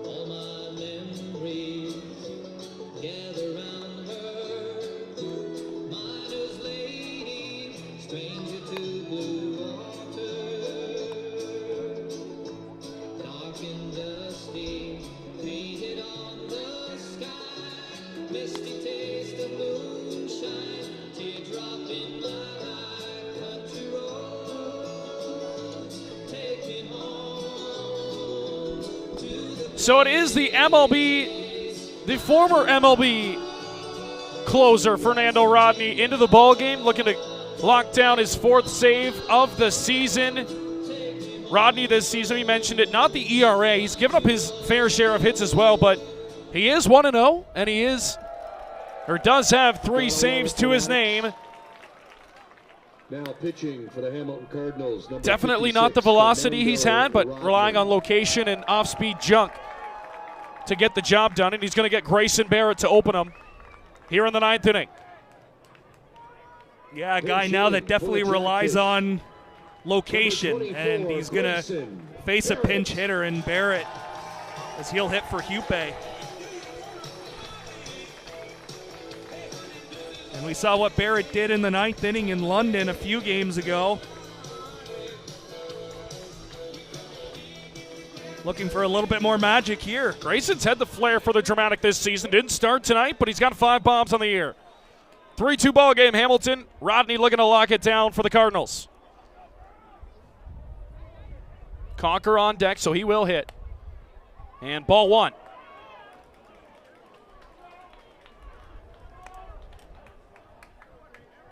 So you bring Barrett off the bench. You get a middle of order bat. You got Conker and Luther. Rodney rocks into his windup, delivers. Barrett all over it, fouls it back, 1-1. Yeah, you're not going to get overpowered by Rodney anymore, but he can still spin the ball really well, change speeds really well. Rodney delivers. Barrett in on his hands, pops it foul, 1-2. And I mean, you could also work off of a little bit of an intimidation factor that, he is a former major leaguer, right? That's a guy that you watched for a number of years, close out ball games, and now you get to face him. Hey, it's kind of cool. But also, there might be that intimidation factor.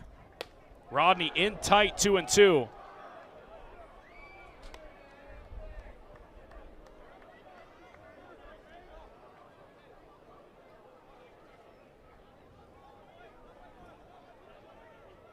Wonder if he goes back to the fastball or goes back to the junk. 2-2 from Rodney. Grayson Barrett sends one left center field. That ball is going to hang up in time for Yoki Pena to get over and make the catch, 1 down. Well, he got a good pitch to hit. Just too much under it. Yeah, it was a good piece. And now here's Sam Conker. Thought it might have a chance to find the gap, but yeah, it did hang up a little bit too much. Turned into a fairly routine fly ball. Kind of a heavy night it's turned into here in Welland. Rodney deals outside, ball 1.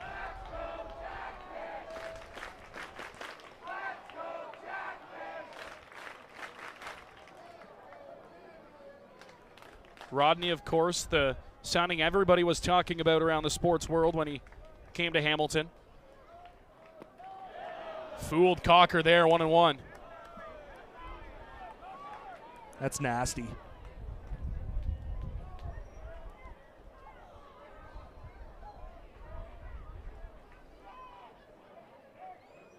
Rodney set at the belt. Delivers, 1-2.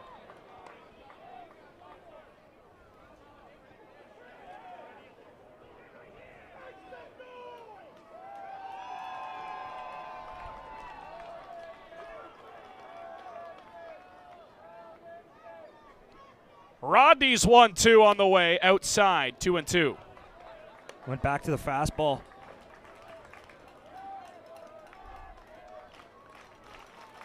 Which for sure I thought they'd stay soft. Gotten a couple of awkward swings. Well, swing and a half, I guess, out of Cocker. Wonder if they go back to it here. All the runs tonight coming in the 6th inning. Rodney skips one to the backstop, and it's a full count. You just need the door to stay open a little bit. Get a little crack of light. Luther's on deck. If any of them are able to get on, it'll be P.O. Boucher at the top of the order. Cocker, full count, Rodney. Payoff on the way. Got him swinging, strike 3. 2 down here in the 9th on what likely would have been ball 4. Second baseman. Yeah, number Cocker just 20, gets geared up for the Brandon fastball, and Rodney comes Luther. back at him soft. And, every swing that Cocker took, a couple of them were half swings where he went too far, but just way out in front expecting a fastball.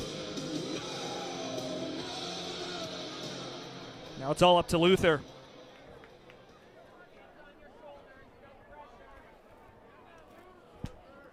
And a kid can erase a ball game that he probably wishes to somewhat forget, Reese, with one big at-bat here.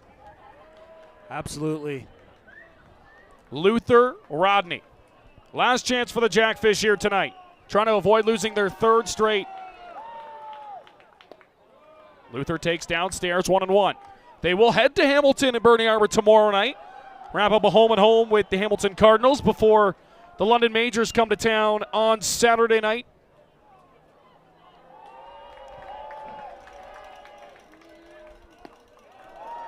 One and 2. And the Jackfish are down to their last strike.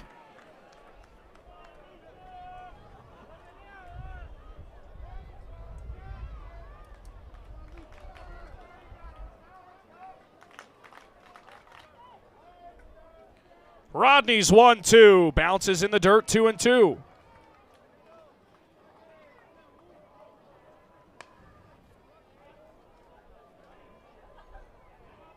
He gets ahead in the count, 0-2, 1-2, and just immediately goes to something soft in the dirt. See what he goes back to here. He's had success with his off speed tonight. 2-2 pitch from Rodney. Luther, high chopper to first base, eats up the first baseman, flip to first, not in time. Rodney thought he had him in time. He's frustrated. Luther's aboard, and that'll keep the door just a sliver open for the Jackfish here in the 9th. And someone's got to get Rodney or else. Yeah, he's hot. Directly going at the first base umpire. I'm surprised he's still in this ball game. Yeah, Bernardo quickly on the job to get in front of him and the first base umpire. It was bang, bang at first base. Fish, left fielder, number 15. So he'll have to reset. If you're Fernando Rodney, too, you got to settle down. You've got 2 outs now, Reese. In the 9th inning, you can't let it unravel. You got to get one more out. Tying run now at first base, and Luther. Great speed, and P.O. Boucher, you couldn't script a better moment for the new kid. Rodney really taking his time. That's going to be a mound visit, too. So you take that away from Hamilton. And we really didn't see a signal from the first base umpire saying he wasn't on the bag. So to me, that indicates that Luther beat the throw, and he beat Rodney to the bag. So, you can understand Rodney said, hey, my foot was on the bag. Well, it didn't look like that's why he called him safe. No, it looks like he called him safe because he beat the throw, or he I beat would you to agree. the bag. Yeah. Foot was on the bag, he probably would have signaled, right? Absolutely. And we didn't see that signal. Absolutely. As Rodney delivers outside for ball 1. Yeah, I think you're right. He flat out just beat him to the bag, and that pitch just ate up Kikatos at first. 1-0 to Boucher.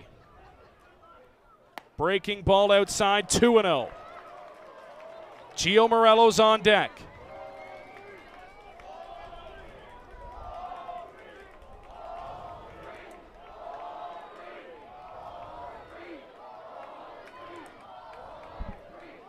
Rodney's 2-0.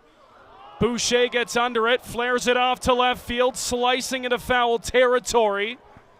That'll get down. Pena was giving chase. With Kikatos getting charged with an error, I believe that's the 3rd error on the Cardinals. 7 errors in this ball game tonight.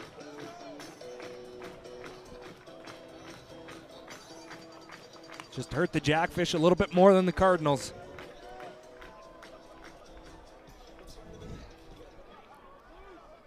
Two and 1 to Boucher. in his first game as a member of the Welland Jackfish.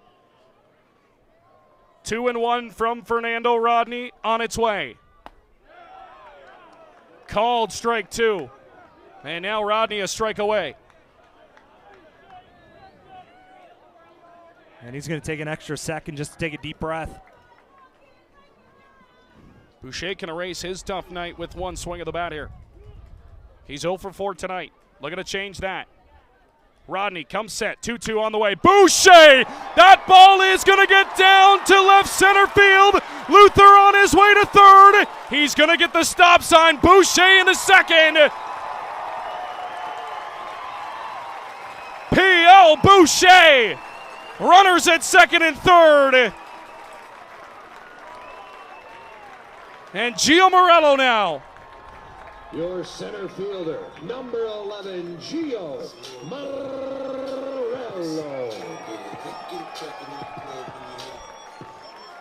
And if the Jackfish are going to pull out of this, Why poor not hitting with runners in scoring position, this is going to be the day to do it. Why not let it be the captain's turn against Fernando Rodney? Back-to-back base hits for the Jackfish. Luther the tying run 90 feet away. Boucher good speed at second. Base hit would likely end the ball game, and here is Gio Morello.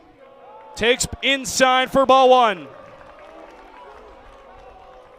You also don't have to force yourself because Jonah Weisner is standing on deck. Fans right back into it. Jackfish trying to mount a ninth inning comeback. Comes up empty, 1-1.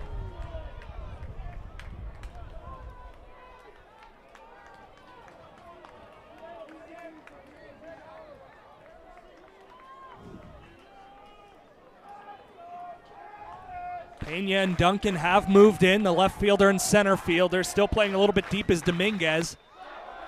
Morello takes high, 2-1. Just a base hit. Yep. That's all you need. Rodney collects himself on the bump.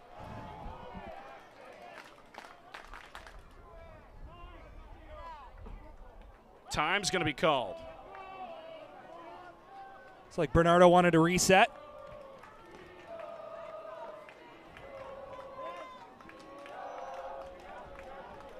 This game 3 hours, 15 minutes old. In the dirt, 3-1. One spot. One spot. He's got to challenge him.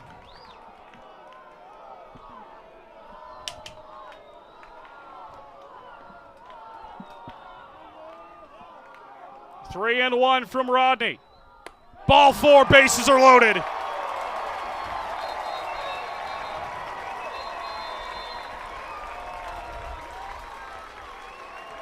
And here's Jonah Weisner with a chance to win the ball game.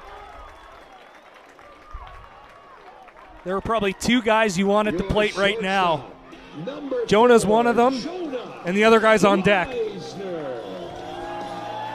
The bottom of the order, and Brandon Luther down to his last strike, able to get aboard. Running out on infield dribbler that should have been the ball game. Followed that up by a P.O. Boucher double. And now Gio Morello takes a walk. All the cards on the table here in the ninth. Rodney to Weisner. Strike 1.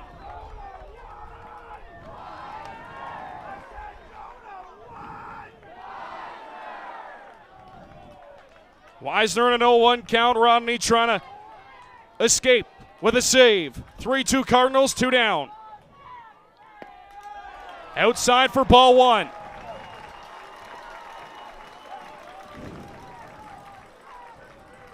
This crowd wants to explode. You can feel it. Rodney got the first 2 outs of the ball game. Next 3 have reached. Weisner fouls one off. And it's 1-2.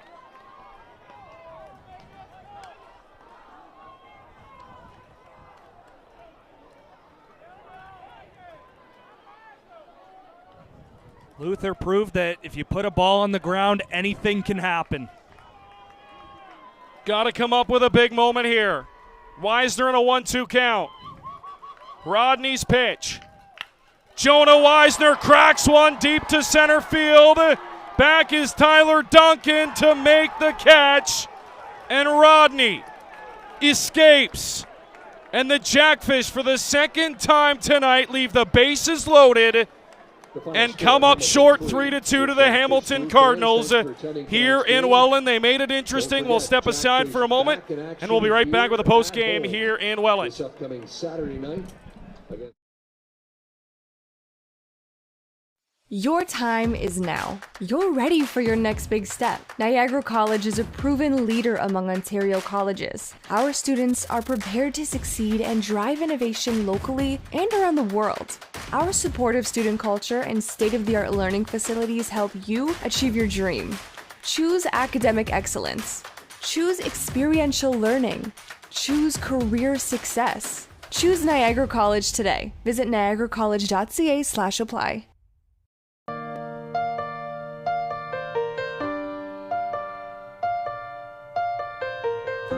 There's nowhere else I'd rather be. Home is wherever you make it. Might not be what you expected. Raise your glass and take a moment. Look around you, this is home.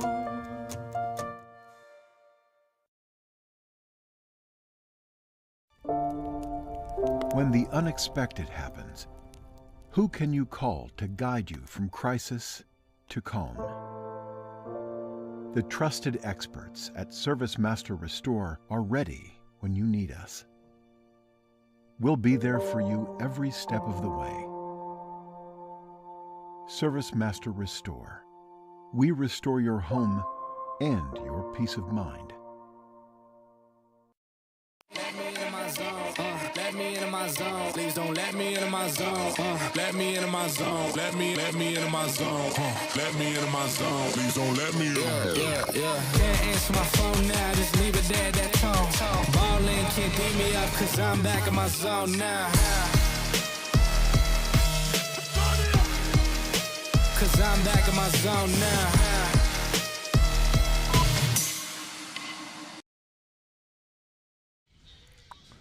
Welcome back inside Welland Stadium. Post-game here. Alec Murray, Reese Dumani, Jackfish lose their third consecutive baseball game by a final score of 3-2 to the Hamilton Cardinals. Same storylines in this one as the past two games, Reese. Runners in scoring position and hitting with runners in scoring position. Jackfish strand 10 men on base tonight in a tough loss, and they leave the bases loaded twice. Yeah, second inning, you had a couple of runners on with one out, making out. Then you get the bases loaded, results in another out. You're out of the inning. And then in the ninth, seemed to get Rodney rattled, with the call at first base. It was bang-bang. It was close. Based on the umpire's reaction, he had beat Rodney to the bag. It wasn't a question of whether he was on it or not. So you seem to have gotten him rattled. You see P.O. Boucher get himself a double. You then get a walk.